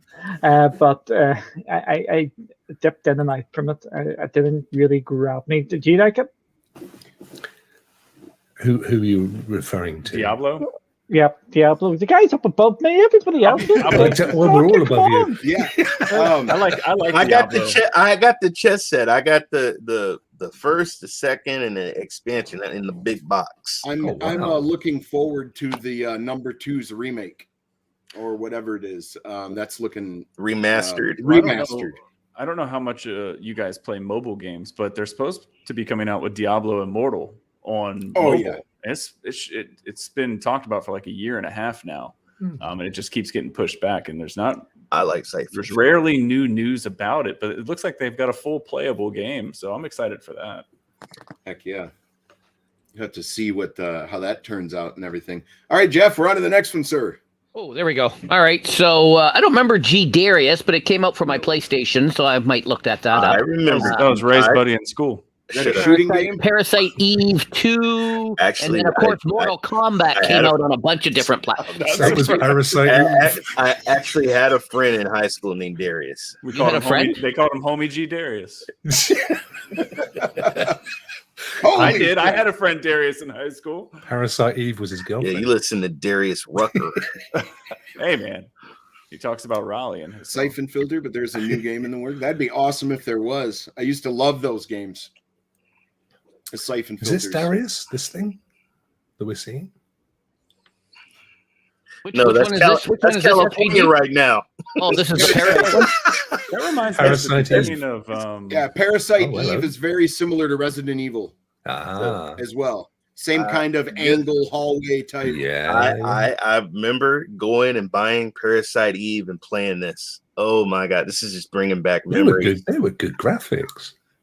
Yeah, the character models were definitely better than the world around them. But just like Duncan, but you know what? Just like Duncan said, though, man, if you tried to play this game now, it's the controls and everything. It's like, it's of its time. Yeah, but you got to put your 2000 hat on, not play with 2021 eyes, right? Yeah. So everyone does that. They go, "Oh, look how bad it is." No, you're comparing that, and they do that. Yeah. They do that with TV shows. They do it with all sorts comedians. Of things. I'm not Jeff. If your hands have been using a certain controller for amount of years, and you switch over to another controller and try and move it around. I know. I put in Dukes of Hazzard, and I had to use the D-pads, and if anyone watched the gameplay the other night, oh my god, I was horrible. Well, I kept hearing Enos scream at you from the car. I heard that over and over again. Enos. Oh, and just so you know, the video. I remember the cutscenes. The cutscenes on Parasite Eve was amazing. These are great. Yeah, the character models look amazing for the time. Shrinking into her shirt. It's Gollum. Look at the hair, though. My precious. Whoa, no, the boobs just sunk in. Boom. Like she uses a clear fill to have a nice clean face. Oh no! Oh. Nice. Very Resident Evil-esque, Oh my goodness. Oh, Lord, Jeff. I want to meet the person that came up with this character because they have a very demented mind. That's Japan, dude. Hey, it's got boobs still. Look at that. Those are demon boobs, man. Boy. Damn, now I gotta go play. Play Parasite Eve. Oh, that's impressive. This is impressive. This game for what? What we're talking 11 years ago? Yeah, long time. Well, it was the Polygon. 21 years ago. Yeah, 21 years ago. Wow. PlayStation. Yeah, long time. Hat off to those guys. Yeah, this game can drink. Yes, it can. Didn't you say 20? Didn't you say 20 years, Rokk? So this is 21. So yeah, it's amazing. Yeah, Parasite Eve and Dino Crisis, man. Yep. Very good. The thing that jumped out at me when I researched this on September 11th, 2001, there were a couple of games released. I didn't put them on there, but there was a couple of games that came out on that day. But probably not much happened with them. Only 2. A lot of days there's lots of games. That day there was only 2 for obvious reasons. So when Mortal Kombat came out, what camp were you guys in, Rokk and Duncan? Were you guys on Sega checking it out with the blood, or were you on Super Nintendo? Or you didn't never care played, for the game? Never had a Japanese console. Never had the Nintendo, the Sega. Never, ever. Never had them. They weren't big in the UK. So what console did you have? I went straight from the only console I've ever had really was from PlayStation 3 onwards. Okay. 3, 4, now 5, and now I've got an Xbox Series X and gaming rig as well. So and of course cloud. But yeah, I skipped that whole thing. Plus, when they came out, I was kind of dating and stuff. You'll bear in mind, guys, I'm 87, so Yeah, a big thing for me when I was a kid, which you were probably already 86. dating, was the console wars. 8-bit against 16-bit, and oh yeah, I remember that. All that nonsense. Yeah. How about you, Duncan? How did that war pan out? Not very good. Yeah. Oh, me, I had both, so I had no loyalties either way, and this is how I've been. This maybe explains how I am on Twitter and stuff, because I have no allegiance to anybody. Where did I play Mortal Kombat? I played Mortal Kombat in the arcade, where it should be played. Good shout. I think that Mortal Kombat, if I remember right, the port wasn't really as good as the Street Fighter 2 one to the SNES. The SNES Street Fighter 2 port was completely and utterly bang on. But for Mortal Kombat, I just loved seeing the figures and or the characters and just playing it. And the Kang was my one, because I knew how to do the finisher in that one, or the fatality, because that's the only one I knew how to do when I was growing up. And I can remember now, Brock, we circle on the thing, and there you go. And you did your wee thing and you ripped off his head. It's really sad. I just remember that how to, but it's, man. yeah. Go ahead. No, work away. Oh, I was going to say, I shared this with Ryzak, and maybe some of you are going to see this for the first time. I used to fancy myself as being decent at Mario. Okay, I'm not. Check this out. Now I'm going to call out his channel, KingBoo97, who uploaded this, and it is Super Mario Maker 2 1-1, but with a twist by YT Sunny. This gives me so much anxiety on so many levels. It does. Now it makes me very uncomfortable. It'll make things pucker. That's all I'm saying. Check this out. This is incredible. Remember, Ryzak and William. Wow. You almost can't keep up with it with your mind. Wow. So I am not good at Mario. That's like watching them play Hitman. You know, like I can play Hitman, but I can't do that. Wow. You know, Eli the See, silent assassin. I'm telling you right now, there's no way I could do this. No way. Wait till he gets to the end. Not even close, man. Yeah, you know you hear the song. It's too much visual information. Oh my gosh. But then that next sound is what plays into my head when he goes down the pipe, and it's like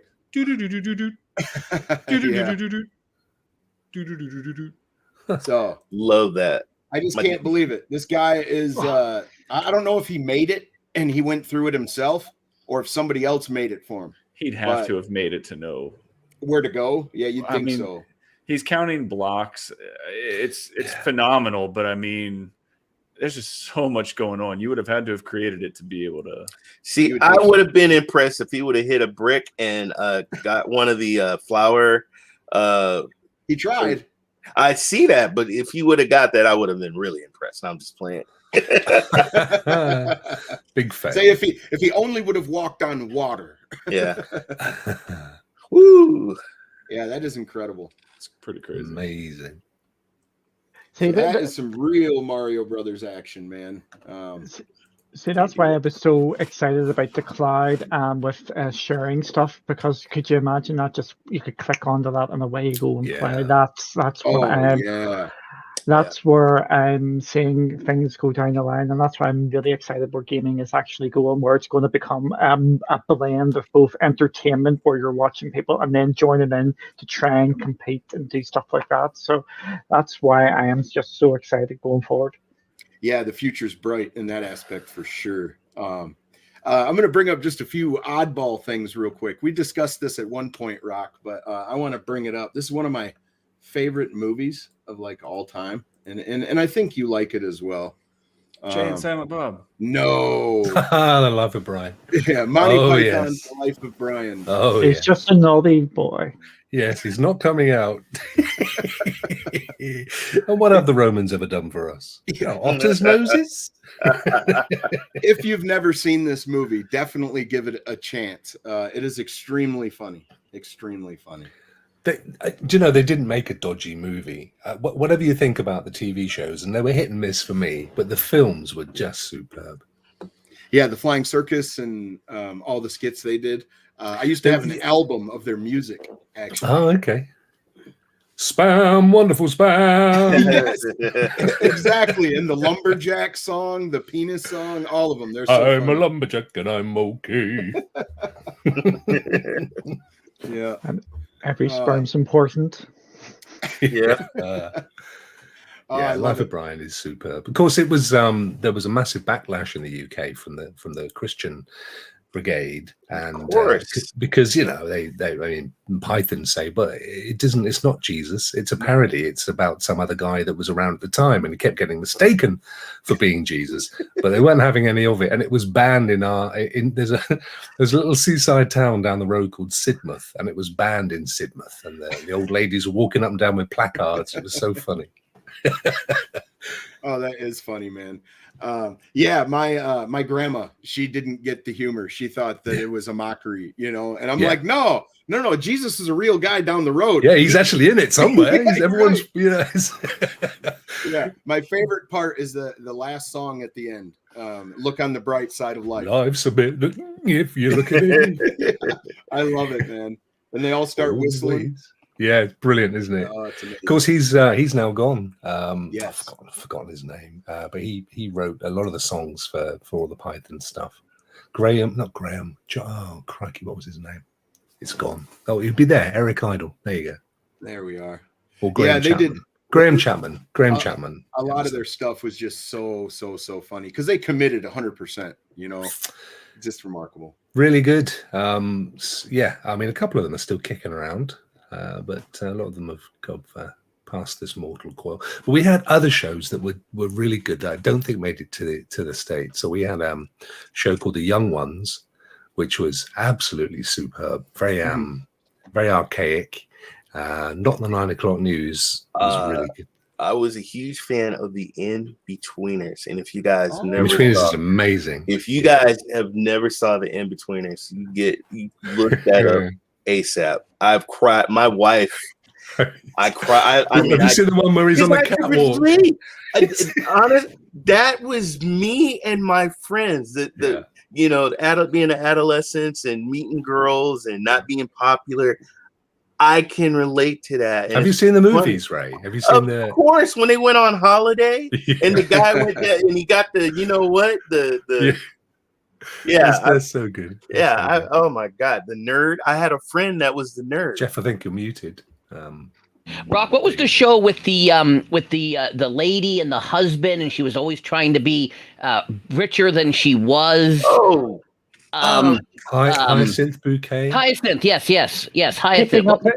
Keeping up appearances. Keep it up. That's it. Yeah, that's it. Yes, we used to. That would be on the PBS, the Public Broadcasting Channel over here, and so we would. And then Faulty Towers. Superb. Yeah. And keeping up appearances. Monty Python. John Cleese was in Monty Python. Yeah, those were the ones that we'd get those on the PBS. Do you know, they only made 8 episodes of Faulty Towers.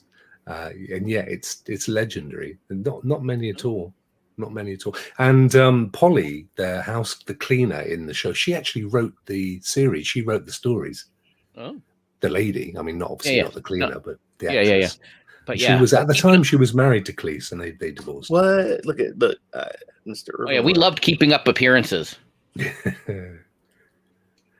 I never watched it actually. I was aware of it, and it was big. But I used to love Porridge, which I doubt ever went outside the UK. It was very Porridge was good, just amazing.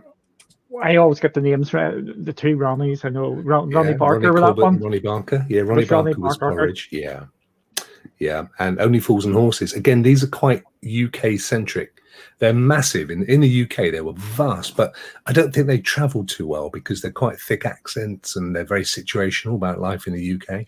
I don't recall any of them, man. Even though I'm 41 or whatever, I've got a weird, my brain is full of useless trivia. and usually I can pick up on some of those things, but I've never heard of any of those. You know, YouTube and go UK television shows or UK TV shows. I go Canadian television shows, and there's a lot of really good I watch a lot of Canadian comedies. As you should. Shut up. As you should. I love the documentaries. What's the show with the group of guys? They do the comedy sketch. Whose line is it anyway? No. It's a great show. It was something different in the UK though, wasn't it? Wasn't it called something? It was still called Whose Line Was It Anywhere. It was Clive Anderson. Clive Anderson, and it had some American guys. It was absolutely superb. It was all improv. They had two of your guys who must have travelled over here to do it. We sold a lot of shows from the UK. Now, did these shows make it over your guys' way? How about Unsolved Mysteries with Robert Stack? I loved Unsolved Mysteries, and they've recently remade it, haven't they? Yes. On Netflix. Yeah, it's not quite the same without Robert Stack. You know, I'm sorry, I like Robert can help Stack. us solve a mystery. I like Robert Stack. Absolutely superb. Yeah, And of Robert course, Stack. Cops, bad boys, bad boys. Yeah. What you gonna do? I scream at my TV. I can't watch that. Was it like the London version, or were you guys watching them No, like on the streets of US. San Francisco? Like, yeah, we had all that. and Ray. It was cheap TV, Ryzek. That's the thing. It was Yeah, cheaper for I know them you to got license watches it. in that jacket, boy. But No, what I've seen. I just wonder how they got Chetty. got those people sitting in the back of the cop car with their face blurred out. Hey, just sign here, mate. You're going to be on TV. Yeah. Oh, sure. The worst day of my life. Let me sign. No problem. No, I watched Australia Border Patrol. Yeah. There was also a Canadian show where they were going after people that their visas was up, so they had to go pull them out of their house. And these guys would run and hide in trees. And was it Second City? Because that was John Candy and all the big that became huge in the U.S. There was also Kids in the Block. That's it. Kids in the Block. Kids in the Block. Kids in the Yeah. Block. Kids in the Block. Yeah. So I used to watch their sketches. Now, My favorite's American Chopper. I love the Tuttles. I just love them. I am addicted to that show. and I like Top Gear. Top Gear's great. Yeah. Have you whenever seen they're throwing Clarkson's trash Farm cans. on Amazon? Is that over in the US on Amazon Prime? Oh, that is absolutely fantastic. It's just the it called, best thing Ron? ever. What's It's called Clarkson's Farm. So it's Jeremy Clarkson of Top Gear, Okay. who has a farm, and he has a farm for it's tax advantageous. In the UK, you get massive tax breaks if you own agricultural land for inheritance purposes, which he owns of 1,000. And but the show is him being a farmer, or in the Top Gear style. I went and bought a tractor. It was a Lamborghini. And it's just stunning. Oh, that's Yeah. funny. And Clarkson's Kelly Farm. actually went to it. And the thing about the Clarkson's Farm, I know in Top Gear, things usually happen in Top Gear, just as part of Clarkson's Farm, by and large, is unscripted. It is not him actually doing a skit. It is actually what has happened, bar one thing when someone went to London. It's amazing. Oh, Callum, it's amazing TV, and he's got a guy who works for him, and nobody can understand him. And Clarkson's going, yes, yes, yeah. Birds for the board, birds for the ball about the chip Martin, Spanish for the bird here, Jared. Yes. Is that Caleb Cooper? Caleb, yeah. Okay. Well, no, Caleb isn't that one. I think it's his uncle that is the guy that speaks some bizarre rural language. But Caleb has done he's done massively successfully since then. He's a local celeb. But yeah, you've got to watch it, and they've just commissioned a second season as well. Wow. So it took the UK by storm. I'll watch it. You'll love it. How about the legendary Leonard Nimoy? You mentioned Star Trek earlier. What about In Search of? In Search of, yeah. And of course, way back. do you remember his really bizarre album that he did? Hey man, I seen the clip. I seen a clip, and I was like, "What?" It was kind of spaced out. It's crazy. Incredible. Wow. And I adored Star Trek as a kid. Absolutely adored it. And I remember the first movie my dad took me to see. My mum took me to see Bambi and all that stuff. My dad took me to see one of the Planet of the Apes, but it was a later one, so it was early 70s. But they had a double bill, so they had the very first one and then whatever this one was. And I just remember I must have been quite young, but the whole concept of time travel and space and these apes, and of course the makeup back then won Oscars. I mean, again, like Jeff says, you can't judge it on today's standards, but you have to look at what was around at that time. Planet of the Apes, there was nothing like it. Those prosthetics. Charlton Heston, yeah. That's right. Former member. Careful, of the don't give NRA. Jeff too much credit, because then I'm going to have to hear about it later. But yeah, those absolutely amazing. I love sci-fi. I don't know how many of those they made, 4 or 5. I remember. Yeah. Well, there was the of course Planet of the Apes, Beneath Planet of the Apes. Beneath. They Return. they even had one. The female monkey had a baby. Well, that was the one. Well, that was the concept. Was that started the whole rise of the apes essentially? Yeah. So he kind of went back and they just had a show on. It's on Disney Plus, War of the Worlds, which is a very loose, very, very loose interpretation of Herbert George Wells' very famous novel. But they do a similar thing in there, that actually you think it's aliens in the traditional H.G. Wells, but actually it's people from our future, and they've come back and seeded the problems that come. I actually quite enjoyed that. I've just finished it now, 2 seasons, quite slow. You could probably have squeezed 2 seasons into half of 1 season, but it's I actually I enjoyed it. I recommend it. Yeah, but Disney Plus needs the content, so they're going to drag everything out. They need content. They're no different than us, Rock. We need content, so they're going to drag everything out, and because they got to release every year to keep the subscribers happy, right? So I seen the Woody Harrelson when he was Caesar. Yes, in the remakes. They were actually not bad. No, they were pretty good. It was sad. It was so. Oh my god. The one that what's his face did? I couldn't stand it. The first of the remakes. Oh, what's he called? The guy that did the puppets, the Halloween puppets thing. What's he called? Jeff. No, not Jeff. Jeff plays with puppets.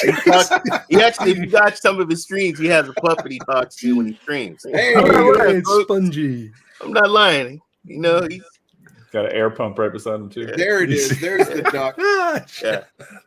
No, what's the Nightmare Before Christmas? Who did that? Tim Burton. Tim Burton. And he did the first Planet of the Apes remake, which was atrocious. Yes, it was. Dire. There was a PlayStation VR Planet of the Apes game that I played, and I'll never forget. I was climbing. Really good. I played that one. Yeah, I was climbing, and my wife, she tapped me, and I let go, and I was like, ah! And in my mind, I thought I was falling. Yeah. But I was still in my living room. That was a great game, Ray. I enjoyed that game. I did too. Yeah. You got to be careful. I would walk around and I would end up like in the corner. My wife, like, Ray, you're walking into the wall, I would like be out. Ray, what are you reaching for? What are you doing? That's not a ladder. That's something. I love when Duncan did the unboxing of his VR from the Quest when he got Oculus. What did I say? Quest? Is it Quest or Oculus? It's Oculus Quest. Yeah. Did you play that Planet of the Apes game on that or on Sony VR? Sony. I played on Sony. Sony. Yeah. And I tell you, if you guys do have a VR headset, you guys should check out that Rogue Squadron game. I heard that's pretty badass in VR.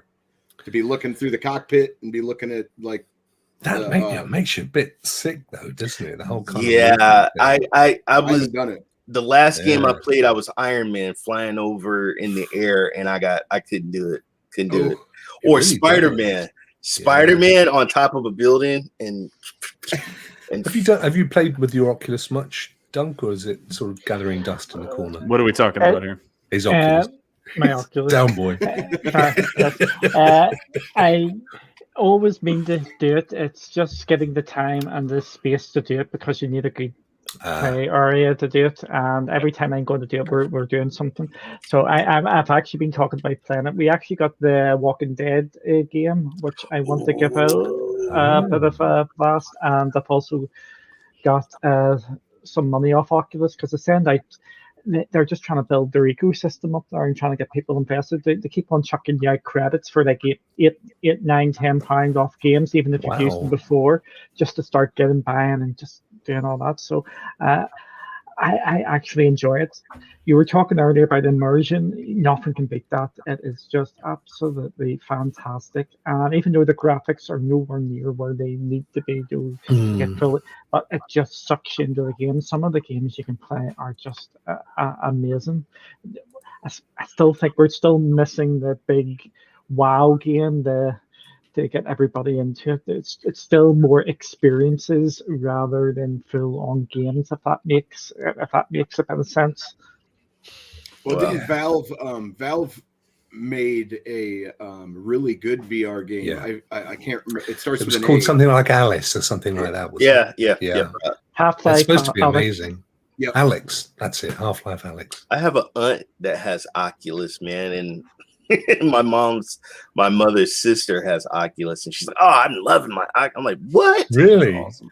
what, you're too old. But then I feel I'm like, and then what does my son think of me playing video games, and what do I think of my aunt playing video games? So especially VR. I want Duncan to play his VR out in like a field, and I want someone to videotape it, just of him just moving around a field. No, middle of a high street. Middle of a high street. Maybe even a motorway, a highway. Oh, thanks, Rob. Thanks. No, that'd be fun. It would get views. We did. We're actually trying to get Middle some of a more prison. What are you getting, Duncan? Oh, we're trying to get more of that going because you can actually do the mixed VR on your phones now, so you don't have to have the big fancy things. And sorry, I've got a big, massive daddy long legs flying about here, which is doing my no fun. They probably don't know what a daddy long legs is, Duncan. Yes. Oh, do you have them in the US? Yeah. Oh yeah, spiders. Okay. Yep, long Yeah, legs. the big long legs. Yeah, Tiny little body. And they're just flying about here, so that's what to keep me. I'm trying to pat it away. It's just doing my no fun. He's gonna see this thing fall down on his face, like right now. Alien hugger, face hugger. Oh, Kelly said you have a field behind you, so that content's coming. Yeah, that's great. Yeah. So no, I think in the middle of a male alien game. Oh, the team hunt thing. Yeah, I haven't played it. Looks good though. Yeah, I'm peeping it. I might have to check it out. Yeah, it looked interesting. Having the waves of aliens come at you, and you have a group kind of like Rainbow Six or whatever, 3 people.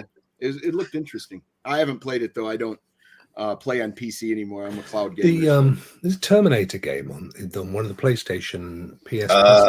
God, yes. Is that the one No, I'm thinking of the werewolf thing that we played that was awful.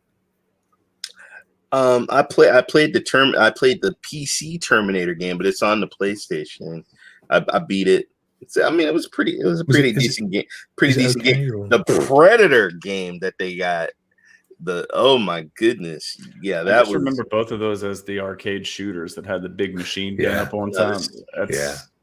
Amazing.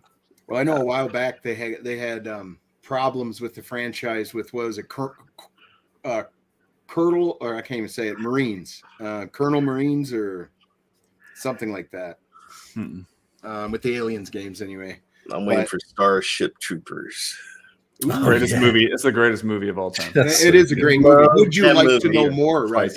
Love. Flip 6-3, hold on 3. Would you like to know more? Just bring it up, sir. That is a good movie. A great movie. Well, all right, ladies and gentlemen, thank you so much, Rokk, for joining us, and Duncan today. We really appreciate your time, man. You guys are awesome. Thank you. It's always nice to talk about something other than cloud gaming. But hey, it's tell me about it. Yeah.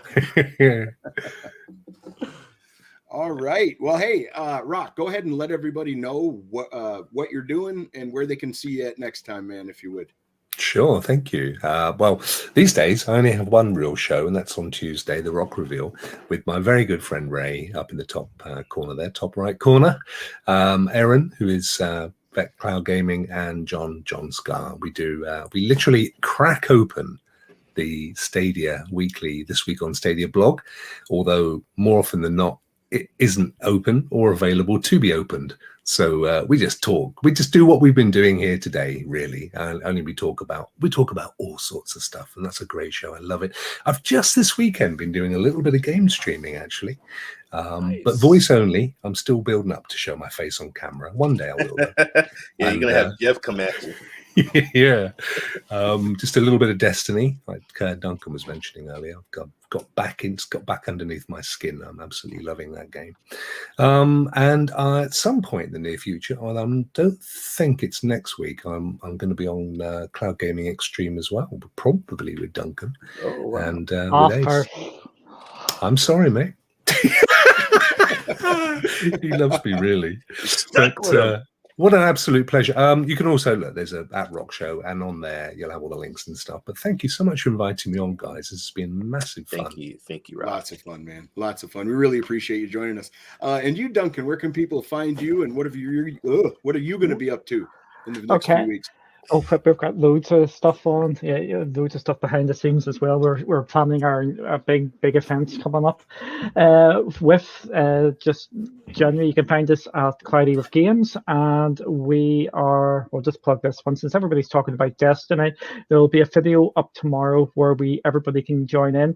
It is a speed thing where you have to complete a strike as quickly as possible, and we just want to see what everybody's times are. Me and Kelly set the time earlier. It's an awesome time to beat. Which strike? Which one? It's went out from my head. It is the one you can do in 5 minutes. We did it in 20. That's a great pace. That's a great pace. So that is going to be the time to beat. But that's like the top end. People can do it in 5 minutes, and me and Kelly did it in 20 minutes. So it should be beatable for people and should give people a lot of challenge. Oh, great stuff. Awesome. Well, thank you very much for joining us and making the time, man. We really appreciate it. And Ryzak, where can people find you, man? What are you going to be up to? Oh, life is getting busy again, guys. We got sports coming back in. The daughter's back to soccer, son's in ice hockey. So really, it's just Thursdays right now. No Yes Men, and then I have an hour for the Stadium Bash Community Network at 8, and then here with you guys every other Sunday when I can make it. Hard at work on season 2 of Game Over right now. Everybody here has been a contestant except for you, Duncan. Okay. So season 2, it's not just going to be Stadia trivia. It's going to be different. Hey. So there you go. Wow. That just means the questions are going to get harder. The questions going to be harder. Yeah. Hey, there might be some gameplay too. You never know. Woo. But that's it. That's where I'm at. Awesome. How about you, Ray? Where can people find you, and what are you going to be getting up to? Well, tonight, 10 p.m. Pacific time, that's 6 in the morning UK time. I am going to be playing some Siege. So if anybody wants to get in and get shot, come on. And then, of course, just like Rokk said, you can catch me on Rokk Reveal with John Scar and Vet and Rokk. Then I do Cloud Station TV with Dr. Spaceman, Vet, and JD. And then I'm Ray3473, the gaming sideboard. Just check out my Twitter page. I do Luna, I do xCloud. I love PC gaming. I'm thinking about doing some PS5 or some Xbox streaming in the future. There you go. Awesome. How about you, Jeff? What do you got going on? I'm at Jeff Janak on everywhere. That's important, anyways. Make sure you get the right one. Yeah. Yeah. Keep it in your window at night. Mondays and Wednesdays, I do Stadia streams as well as some other times. Friday nights, I do retro PlayStation 1 and PlayStation 2 games. And then sometimes during the weekend, Sunday nights, I'm getting back into Oddworld on the PlayStation 1, which is one of my 2 favorite games. And that's it. Playing with some of you guys whenever I can. And yeah, no Yes Men on Thursdays with Ryzak and that other guy. Yeah, just you and me. Right. You and me, and we have that guest, that other guy that shows up. The guy that he wanders in. He's like the guy in the corner begging for money. He just becomes a part of the group. The guy that does these 8-hour streams with. Yeah, come on in. So, We'll let you in. Before we go, I have a question for Rokk and Duncan. When you're doing a show like this, but they're not showing their faces. Oh man, here we go. He's still on this trip, man. He is. Yay or nay? I want to see your face. I'm on record as saying I will not watch a show if you guys did Rokk Reveal and there was none of you on there, I would not watch it. I don't tend to invite those people on. To be Jeff, fair. does this bother you? Tarts. Triggered. I want to see your face. I want to see your face. This is what I will say. I would probably be more in Jeff's camp because, believe it or not, it's not shocking. Because if you don't put your face on camera, it's giving you the bit of less accountability, and you're hiding yourself away somewhat. Fair play to the people who do it. Some people have got absolutely massive audiences. I have no problem for people doing it, but I just think it just lends itself to a bit less accountability out there. Don't forget today on Retro Rewind, Duncan said that Final Fantasy VII is not a good game. So Yes, Yeah, exactly. Yeah, but also I don't. Sometimes that happens, and I haven't realised that guy was talking because you're not seeing the face and the mouth and true. And even on Anthony's stream last week, he had these clowns on, and they're like, "Who said that? Who's talking? Who said that?" You can see who's talking when Why you're do doing they have it. to be clowns? Because they're not showing their face. Why do you got to be so mean? Well, they might have makeup and a big wig Why and gotta stuff. be You just so can't mean? see. You can't.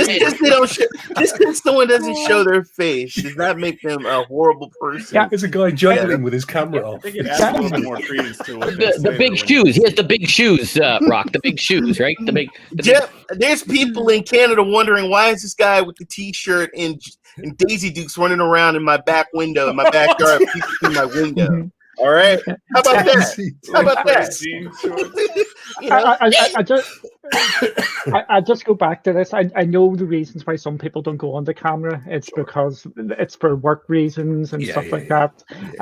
So that is perfectly fine. But yeah, I tend not to watch people who are not on. Not everybody's If they're in the military, if they're spies, if that would make sense. I can't think of any other jobs where they can't go on camera unless they're spies or in the military or something like that. But that said, I mean, Ray and I did did a show where we talked about. I did like an interview of Ray earlier in the year, and we were just playing a game of Destiny, weren't we, Ray? Yes. And so the audience have got something to watch, but they can hear what we're talking about. Gameplay is a little different. I'm talking about a show like this. Yeah. Well, plus, Jeff, he doesn't put his hearing aid in all the way sometimes, and he likes to watch your mouth move. True. So I got to read the lips. Oh, absolutely. Yeah.